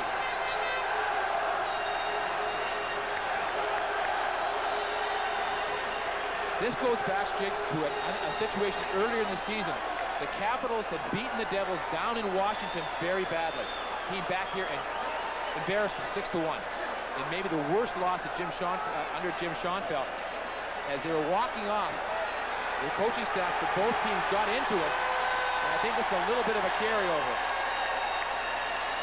We're only a minute and 10 seconds into the second period. We've seen Greg Smith leave the ice. There's Brendan Shanahan in the runway, headed down toward the Devils dressing room. So they may have given them game misconducts anyway, Jigs, because they started an altercation after a fight was already going on.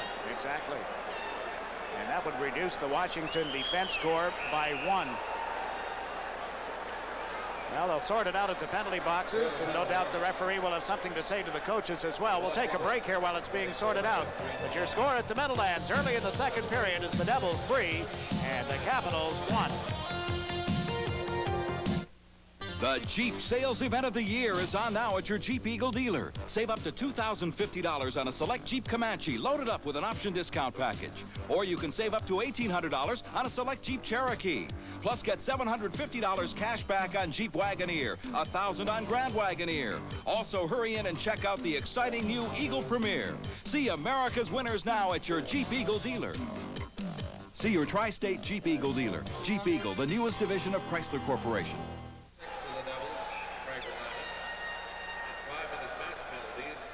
Well, our update on the penalties. Well, Lannon and Greenlaw get 5 minutes each for fighting. Shanahan and Greg Smith are assessed match penalties. Deliberate attempt to injure was the public address announcement. Peter, you detected some stick swinging, did you? They came together and they used their sticks first, and they both chopped each other in the shoulders. That's what Morrell saw, and that's why he threw them out. So Shanahan and Smith are finished for the night. With all the penalties, the teams remain at equal strength, 6 aside, and the Caps starting out of their own territory. Grant Ledyard flips it in from the center ice area. Facing it is Ken Danico. Banks it up the left wing boards. It hit Gustafson. He's checked immediately by Sundstrom. Some more pushing and shoving going on, and more penalties being handed out. McLean goes to the corner, wanting to get a piece of Lou Francis Getty. And again, the linesmen, Bonnie and Knox, are right there to keep them well apart. Came in and knocked one of the players down. McLean came in from behind. I don't think there's any question that the Capitals are a little bit frustrated right now. They're trying to get this game straightened out. More penalties. Lou Francis Getty. That man, John McLean. Francis Getty not seeing all that much action this season for the Washington Capitals. He played 59 games this season, 4 goals, 8 assists. He was actually sent down for a while, but he works very hard, and he is an outstanding body checker. And the Capitals need his kind of spark. Now right here, you're going to see top of the circle right here. You're going to see Francis Getty knock down the player completely away from the play, and that's what McLean took exception to, and he moved in to see what was going on. Penalty up on the board would indicate that Washington is going to get the man advantage. The referee must not have seen Francis Getty knock down the Devil player. He just saw McLean go after Francis Getty. Therefore, he was instigating the situation, and the referee had to make that call. 2 minutes each for unsportsmanlike conduct and a 2-minute roughing penalty on John McLean of New Jersey. So the Caps will get their 3rd power play of the night as a result. Skate has taken a gouge out of the ice about 20 feet inside the Devils' blue line. That's being patched up. That can't be Mrs. Murray sitting behind the bench, can it? No. Young lady with a new hockey fan by looks of things right behind the Washington bench. The Devils are picking up a lot of new fans. That's probably the earliest one they're going to pick up this year. Well, they continue to patch the ice here. The series of penalties started at the 107 mark. Adams and Maley for fighting.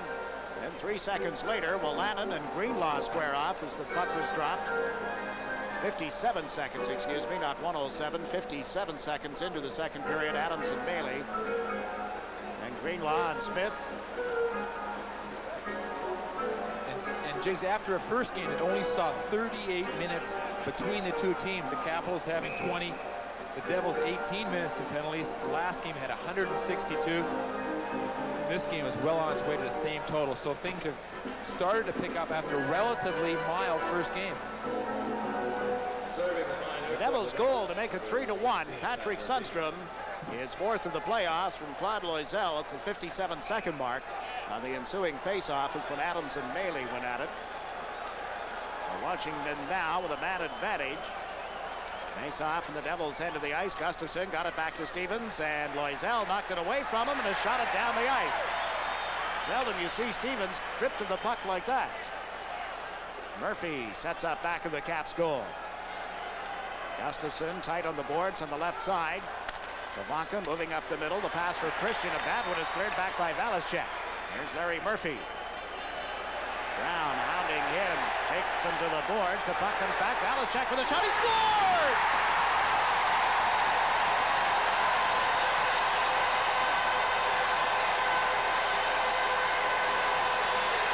It's a short-handed goal for the Devils. They lead 4-1. And after the power play has taken over the game, they come back with a short-handed goal. This is just outstanding forechecking this period by Claude Loisel, who has set up both of these goals with outstanding forechecking. Here we see Brown right there with good forechecking. You see Loisel just going to tip on it. The puck goes back, but the combination, I think Loisel touched that one and it went right through Malarchuk's legs. But good forechecking on the third goal by Loisel, on the fourth goal here by Brown, has set up the 2 goals. And we're going to get a goaltending change as you see that one slip between the legs of Clint Malarchuk. The Devils up 4-1. 4 goals on 11 shots. We're only 2 minutes and 1 second into the second period, and Pete Peters is putting on the mask and a helmet. That's his blocking glove, his trapper, catching glove. He'll get a glow stick from one of the training staff. And Clint Malarchuk will be removed here.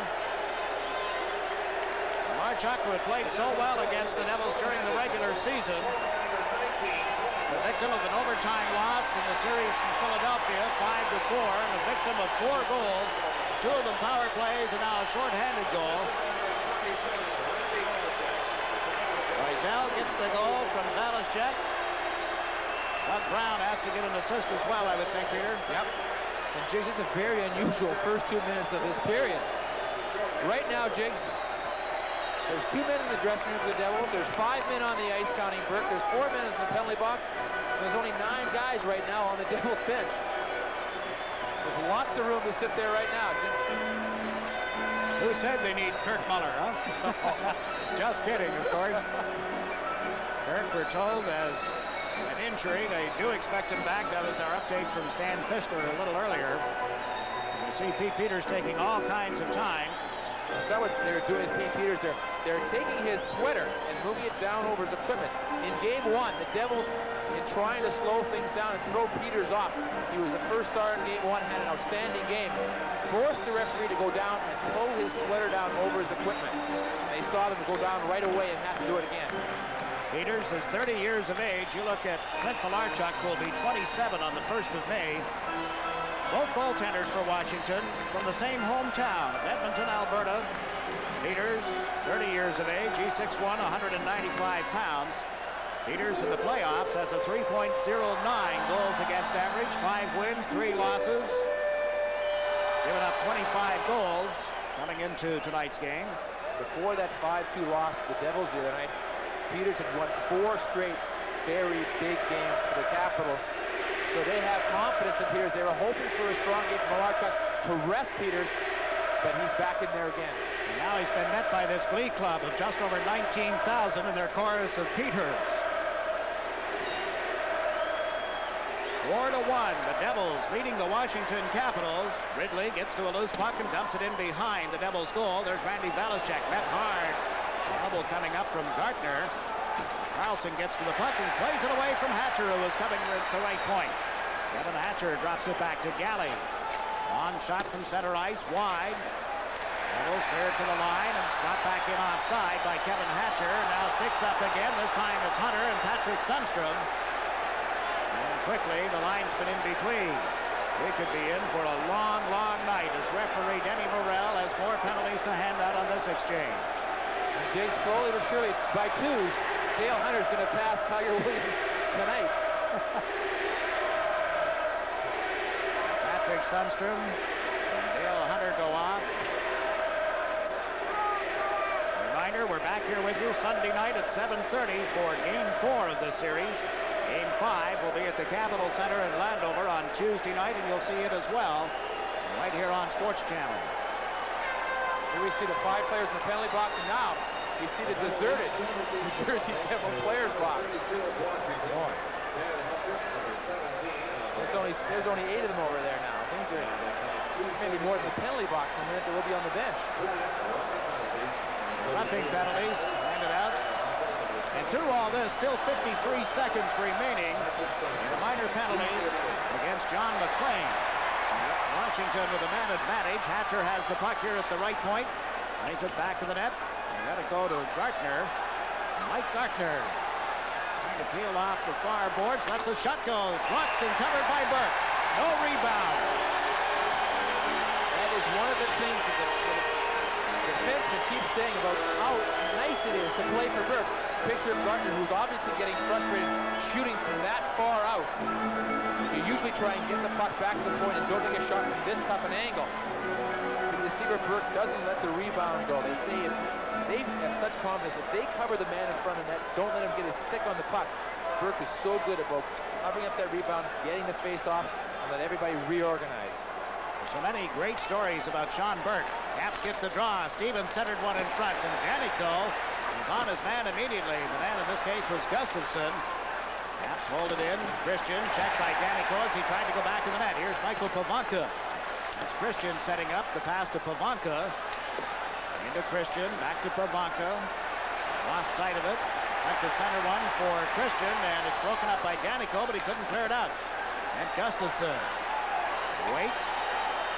Nobody moving. Now gives it to Murphy, to Stevens, and he's checked immediately. Loisel got to him. McLean's penalty is over. And up come the Devils with a pass from Verbeek. He's onside. In on Peters, and he makes the save. Delayed penalty, and now called a slashing penalty. And the Devils will go to the power play, leading 4-1, and still over 16 minutes remaining in this period. But Verbeek on a breakaway. Peters beat him. What a way to get your first shot in this game. But watch Peters. Watch how strong and solid he stands. This is why he's playing so well. He did not move at all. Verbeek had nothing to shoot at because he felt Murphy coming from behind.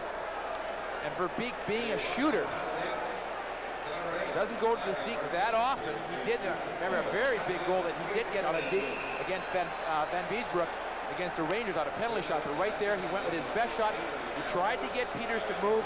Peters wouldn't. See the signal from the referee, a slash on Larry Murphy. You're wondering about a penalty shot situation in that case. No, he still got the shot away, and he was not taken down. And I think also he came after the shot. Yeah. He took the shot, and then the referee felt that's when the slash was really made. But the Devils have been involved in so many penalty shots during the regular season. Somehow you just feel there will be a couple during the playoffs, don't you? And plus, maybe that's a quota. You can only have so many in the season. The Devils with a man advantage, leading Washington 4-1. Bruce Dryburgh making the play off the stick of the forechecker, Sundstrom of the Caps. Now Gustafson moves in. They have both men in deep, and the Devils break out. Here's Broughton taking the pass. Shoots it around the boards in the Washington zone. Chasing it is Verbeek. Lost it in the skates of Mark Johnson. Now Verbeek trying to dig it out of some skates, but it's held long enough, and we'll get a face-off to the right of Pete Peters. And as this game goes along, and more pressure is put on the three centermen that they do have, the Devils do have, in Johnson and Loisel, and now Sundstrom, I think, would move back to center with Muller out of the lineup. So we'll have to see what the new lines are going to be.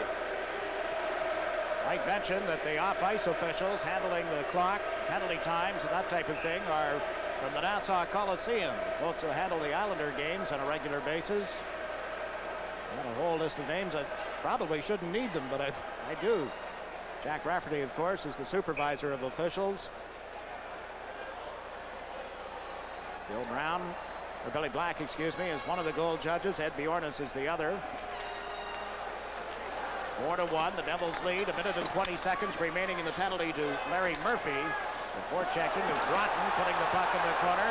Stevens takes Verbeek down heavily, roughed him up a little bit. As Hatcher moves it down the boards into the Devils' zone. Burke goes out of the net. Driver overskated it. Curvers picks it up. Curvers with a pass to Mark Johnson. He's met solidly, and the Caps get to the puck, and a backhander off Miller's stick hit the post to the left of Burke. Hatcher from the blue line. Burke scoops it up in the catching glove and holds on. Meantime, Stevens and Verbeek have a personal feud going on at the blue line. They were shouting at one another long distance, and now Stevens is screaming at referee Denny Morrell, and this could be a key factor. Verbeek with more words for Stevens. Here's how it all started. Now you see where Stevens turned right there. Verbeek came right into him. And the aggravating part about Verbeek is he's so solid. You feel like you can't hurt him. He's got the visor on, and you just keep hitting him, and nothing seems to bother him. He and Dale Hunter from the same area of Ontario. It must be the water. I was thinking the same thing. It's got to be something in the air. You look at Brian Clarence Murray, Caps head coach. His brother Terry, of course, is one of their assistants. Certainly Brian, not a very happy individual right now. Talks to Stevens, trying to calm him down a little bit. If Stevens gets into that old habit of screaming at the referee, say goodnight. Exactly. If he loses that emotional stranglehold he has right now and just flips out, he can start to get 5 and 10 minute penalties right left and right, because he plays the game with such intensity, and he just has to keep it under control. Conacher tipping the puck to Valaschek as it came to center ice. They dumped it in and got away from Peters, in and out of the skates of Loisel. And Gustafson can't clear it out. Loisel gets to it. Checked by Ledyard. And Gustafson makes the pass to Hatcher into center ice. Played it around Driver. Picks it up again. Comes in with a backhand shot that went wide. Ends up here at the right point. Loisel springs it for Brown. Moving up on Ledyard. Brown using Ledyard as a screen, and it was deflected wide. Gustafson clears it, held in by Valaschek. Over to Driver, big shot. Peters got a piece of it. Loisel from back of the net, puts it off Gustafson's skates, and Ledyard slams it around the boards away from Bruce Driver. So the Devils go back. Both teams in the middle of player changes, and the teams are at 6 aside again. Here's Pat Conacher. Flips it up into the center ice area. Gary Galley checked right at the Washington blue line, but Ridley takes over. Mark Johnson forces him back. The pass to Ledyard, and he's cleared the zone. Joe Cirella with it. Cirella played it to the Washington blue line. Ledyard takes Galley's pass and shoots one high into the photographer's box up on the far side of the ice. We still have just under 14 minutes remaining in the second period. The Devils are leading the Capitals by a score of 4-1. With every Budweiser enjoyed, the promise endures. The promise of genuine quality. Quality you can taste. Clean, crisp, Beechwood aged Budweiser. Always certain, always satisfying. Because we know you wouldn't have it any other way. That's why this Bud's for you. See them lining up for a face-off in the center ice area. Ridley pulled the puck back, and now Murphy shoots it deep into the Devils' zone. That's Joe Cirella. Cirella, number 2, tied up on the boards by the forechecking of Ridley. Gartner is in as well. The puck goes to Mark Johnson. His pass to Patrick Sundstrom. Trying to get away from Murphy. Springs it into the Washington zone, but Galley is able to clear that out. Now Sundstrom comes in with a backhander up high, and it's gloved by Peters. Held it outside the net long enough to get a face-off. The Devils swarming. Once they get control, they move through the center ice zone with so much authority. Really, I guess it's confidence, and that man in particular, we talked about him in the first period, but Patrick Sundstrom has certainly been a force in this game. He's so much bigger than stronger, than he looks. He's about 190, 95 pounds, 6 foot, and he has great balance on his skate. You see Stevens has to take his feet right up from under him to keep him from cutting in on net. And Sundstrom has a very, very strong hands. He's hurting a little bit now. He took a hard hit by Gartner in the first game. He had a lower back problem, so he's been icing himself regularly. He had that mystery injury during the first series against the New York Islanders when he missed a game. Hunter trying to clear the puck. Vavanka tipped it to Murphy, one-on-one as Danico gets back. The Devils move in, and the shot, they score! Murphy puts it by Burke. It may have deflected off Danico, but the Caps are on the board with their second goal of this game, an even strength goal. And James, with the score 4-1, you had to know that Stevens, Murphy were going to start to get involved in the offense because they need goals. And here Murphy leads almost a 3-on-1. Some of the Devils are getting back. Verbeek gets back there, but Murphy looked right at Pavanka like he may pass the puck, and that's when he decided to shoot. Now, a lot of times a goaltender, when they see the eyes of the shooter look over for the pass, they have a quick look to see where he's going to maybe pass the puck, and that possibly might have been what happened, but it looked like it hit Burke right inside the belly and bounced by. So Larry Murphy with his third of the playoffs. It's 4-2 Devils. Devils led 2-1 at the end of the first period. They're back in the Washington zone. The wraparound by Loisel went right across the goal mouth, and it's picked up by Dave Christian. Brown right on top of him. Hatcher with the puck now gets rushed as the Devils forecheck well. Here's Conacher. Drops it off in the corner for Brown. Centers one off his stick and wide. Randy Valachek lets it go. That hit the outside of the net. Brown trying to stuff it in as he comes from behind. It's covered and held by Peters. 12.5 minutes remaining, period number 2. The Devils with a 2-goal lead over the Washington Capitals. Freddie Roman for Bonds, your main source for famous brands now at 2 for Savings. Choose a quality tailored Botany 500 suit. Comparable value $275. Bonds price $189. Buy 2 for $349. Or select an elegant Eagle suit. A designer suit by Giorgio Santangelo. A hand-tailored suit by Fabergé. 79 sizes, 35 to 60 at 2 for Savings. Bonds suiting America for over 80 years. Face-off coming in the circle to the right of the Washington net. Mark Johnson on the draw. Hunter beat him, and Galley picks it up for the Caps. Gave it to Stevens. Moved it up the left wing boards. Now into center ice. Lou Francis Getty with a long pass for Greenlaw that went astray. Now Hunter picks it up. Sent it to Francis Getty, who was already over the blue line. Hunter and Danico meet. The sticks again go up, but they separate immediately. Nothing further developing at the moment. Jake, as far as strength goes on the Devil team, the strongest player is Ken Danico. But one of the things that I'm always impressed with, not only he has good size, good strength. There was a play earlier in the period on the when he was killing a penalty, where the puck was in the corner, and the quickness of his feet to get from the 2 players that are passing the puck back and forth is exceptional. A lot of people don't realize that for a big man, he has great quickness. Big and young. Yes. When you look at this team, the way the defense has come together. Galley moving in for the Caps. A shot up high. Burke got the blocking glove up on it, and as Galley goes down, Danico is going to get the gate. A penalty here to Ken Danico will set up a Washington power play.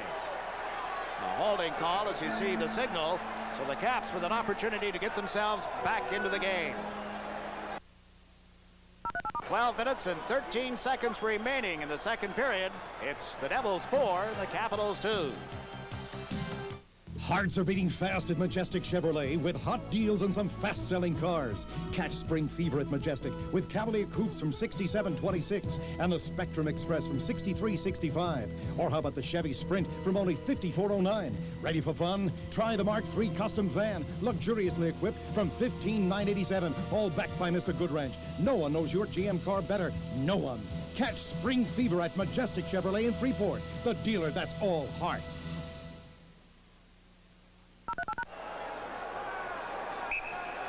Fourth power play of the night coming up for Washington as you see Danico in the box with a holding penalty. Valachek taken down back of the net as Hunter got a stick on him. Stevens holds the puck at the blue line, fed it across. Christian lets it go. Burke got a piece of that, steering it wide. And Joe Sorella clears it into center off the linesman Wayne Bonney. Stevens picking it up, was forced into his own zone, then plays it up left wing. Gustafson with a pass to Dave Christian. Christian going to the backhand, is chased behind the net. And drops it into Hunter. Hunter trying to come out in front, gave it to Christian. Quick shot, knocked out of the air by Valaschek, got away from Hunter. Gustafson chases it, took his man into the boards. Loisel as he tried to clear it. Here's Murphy teeing it up. Murphy shot right on. Burke the save, and he holds the puck. And again, some scuffling. Hunter creating havoc in front of the net, is chased out of there and attacked. But Sean Burke, very impressive, seeing that drive through a screen, and again, no rebound. He holds that puck so well, but you see Hunter will come right in and he will hit Burke. Now he knows it's not going to be a rebound, but he's just trying to keep things stirred up. Hunter is not the biggest guy in the world by any means, but he plays with such intensity and such heart. 5'9", 190 pounds. But again, he was just in there to take a whack at Burke and keep Burke, aware of him at all times. You see Loisel and Cirella right there, though, to try to make sure that Hunter doesn't want to go back there. But you're not going to discourage Dale Hunter. Hunter has gone to the penalty box. Cirella comes off the ice as well. The matching penalties at 8:31. Number 32, roughing called by referee Denny Morrell. One thing I noticed as he was handing out the penalties, Stevens was right at the edge of the crease asking why. So they've got him thinking a little bit. It's almost as though the referees will get tired of calling penalties unless he is a seasoned referee who lets each play dictate how he's going to call it. And Morrell, from everything you read recently, there's been a lot of very good things said about him as far as just calling each play as it happens and not letting the crowd, not letting the fact that he may have called 3 penalties in a row on this fellow before, just calling the plays as he sees them. 1 minute, 15 seconds remaining in Danico's holding penalty, so it's still 6 against 5, including goalkeepers. The Devils have dumped it into the Washington zone where it's picked up by Stevens. Gives it to Murphy. Murphy pulled it away from Patrick Sundstrom, comes over center ice into the Devils zone, trying to get through the defense. The pass to Ridley comes off the boards. Mike Ridley finds Stevens at the left point. Shot one quickly. Burke the pad save. And Danico, or Driver rather, up with the puck, and then the pass to Sundstrom. Dumps it in around Stevens. Gartner goes back for it. Mike Gartner waiting behind the net. Conacher in forechecking for New Jersey. Mike Ridley forced back a little deeper for the Caps. Then he gave it to Murphy, to Stevens. Up they come with a pass to Ridley. Went off his stick. He recovers, but can't control it at the Devils' blue line, and Bruce Driver clears it up the boards. That's Doug Brown picking it up in the Washington end of the ice. The pass to Loisel. Shot one off the pads of Peters. Stevens hounded by Loisel as they try to come out of their own zone and failed on the first effort. Now Ridley takes it from Stevens. Comes over center ice, cutting to the right side, runs into Driver. Down goes Ridley. Valaschek moves it off the boards. Loisel gets it to Doug Brown. He lost it to Gartner. Gartner moves in, shoots, he scores! Mike Gartner. And the Caps have pulled to within a goal. It's 4-3. And Jake, since the Murphy goal, you could almost feel the momentum swinging over to the Capitals. All the plays seem to be going down towards the Devils zone. And now with the 2 players that they needed to get going, Christian getting a goal and now Gartner getting a goal, this game is becoming obviously even closer than the 1 goal would indicate, because the Capitals now have a lot of players capable of scoring tonight's game. 48 goals in the regular season for the Caps, number 11. You'll see him here. It is 2nd goal in the playoffs. Shifts to the backhand, down to the forehand. The 5-hole between the pads of Sean Burke. And you see how quickly he broke away from the pack. He was right involved with 3 or 4 players. He got the puck and he just broke for an opening. So 4-3, the Devils leading. And they've been outshot now, 17-14. David Maley out on the right side, chased the puck into center ice. Ledyard puts it back in the Devils' end of the zone, and Danico couldn't move it out. This is Bobby Gould trying to center one. It hit Danico. Kelly Miller drops it to Gould. Puts it in the corner. There's McLean. Miller right on him. Gould picks up the puck. Caps begin to win those little battles along the boards at the moment, but the Devils come up with it. Maley can't clear the zone, however. Danico chased back. Miller in forechecking, got knocked down by McLean. Haley taking the pass from Danico, has Mark Johnson with him. They can't get into the Devils, or into the Washington zone, excuse me. And here's a loose puck. Greenlaw chases it, comes in, shoots, that went wide. Greenlaw with a burst of speed on Danico. Watch Mark Johnson move over center ice. Dumps it in for the Devils. Lane went down. Hatcher picks it up back in the net, fed it to the right wing boards. Lou Francischetti trying a rink-wide pass for Greenlaw. It ends up deep in the Caps or the Devils zone, and it's going to be called for icing. And again, a meeting is called along the boards, and everybody attends. And the Capitals, who probably feel that with them starting all the stuff they started in this period, and now the momentum swinging their way, they are going to continue it. A goal by Gartner, unassisted at the 9:50 mark. See the end result of some scuffling on the boards, and again, referee Dennis Morrell is headed for the penalty box. 8 minutes and 52 seconds left in the second period. Let's get an update. Here's Stan Fischler. Well, Jiggs, what we've been told so far is that Captain Kirk Muller has been taken to the hospital. They want to determine the nature of the injury. They're going to have x-rays. They have no real idea what it is, but this is being described as a precautionary measure. So that's as far as we have, Jiggs. All right, Stan, wish the news were better for Devils fans. And I'm sure, Jiggs, that means that he's out for tonight's game. You know, you're hoping that with a bruise, they can ice it, and he might have been able to come back for the third period. But now it looks as though the Devils are without Kirk Muller for the rest of this game. Puts the pressure on everybody else. Francischetti has gone to the penalty box, along with Verbeek. Well, the teams are at 6 aside, the matching minor penalties here. And the Caps move it out down into the Devils zone. Burke steers it aside for Tom Curvers. Curvers and Driver on defense. Sundstrom with Broughton and Carlson. Carlson taking that pass up the middle of the ice. Dick handles his way into the Capital zone. Gave it to Broughton, and Peters makes the save off that long shot. Sundstrom puts it behind the net. Here's Carlson holding it. Centered one out in front, and was blocked by Murphy. Christian gets checked. Peters, he can't hold it. The Devils have scored.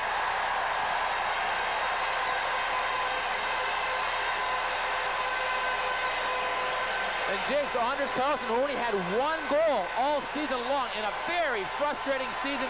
He was up and down from the minors. He had a knee injury. He only played 9 games. Makes a nice play in front of the net. Almost goes to Sundstrom.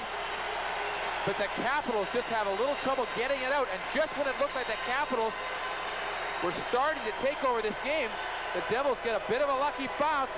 It went down, seemed to hit Peters on the right arm and go in behind him for Carlson's first goal of the playoffs. He did the spade work to get the play started. 11:39 is the time of the goal. Anders Carlson giving the Devils a 5-3 lead. And much like game 2, when the Devils had seen the momentum shift, they come right back with a big goal, and you get another look at it here as Peters pokes it away. Christian gets all tied up on the play. It just seems to bounce right through Peters. He seemed to have control of it, and all of a sudden it just seemed to be behind him. Patrick Sundstrom with another assist on that goal. What a night he has had. A goal and 3 assists now for the Devils, Patrick Sundstrom. Dallas Jack moving it around the boards in his own zone. Pat Conacher gets checked by Hatcher. Devils up with the puck, however. Doug Brown and Loisel move into center ice. Hatcher pulling on the sleeve of Loisel as the puck goes off the glass and up into the seats. Still a lot of time remaining here in the second period, 7 minutes and 49 seconds. But with this break in the action, the shots are even, but the Devils lead 5-3. Me too. What? My ad's in the yellow pages too. Oh, good for you. Exactly. Where else would I advertise? I don't know. Neither do I. Face it, it's the first place people look for things. Yeah, I know what you mean. I mean, that's where I get my business. Tell me about it. Okay. Well, it all started about 6 years ago. Man, I just got out of college and I really didn't have any focus. The New Jersey Bell Yellow Pages, the one that works. We've had 52 minutes in penalties called so far this period. 26 minutes to each team this period, I repeat. The Devils led 2-1 at the end of the first period. They've outscored the Caps here in the second. And lead 5-3. 3-2. They've outscored Washington. In case you didn't get that deduction. And Maley drops the puck back to Danico up the right side. Playing a shot wide on the glove side of Pete Peters. David Maley gets tied up in the boards with Bob Gould.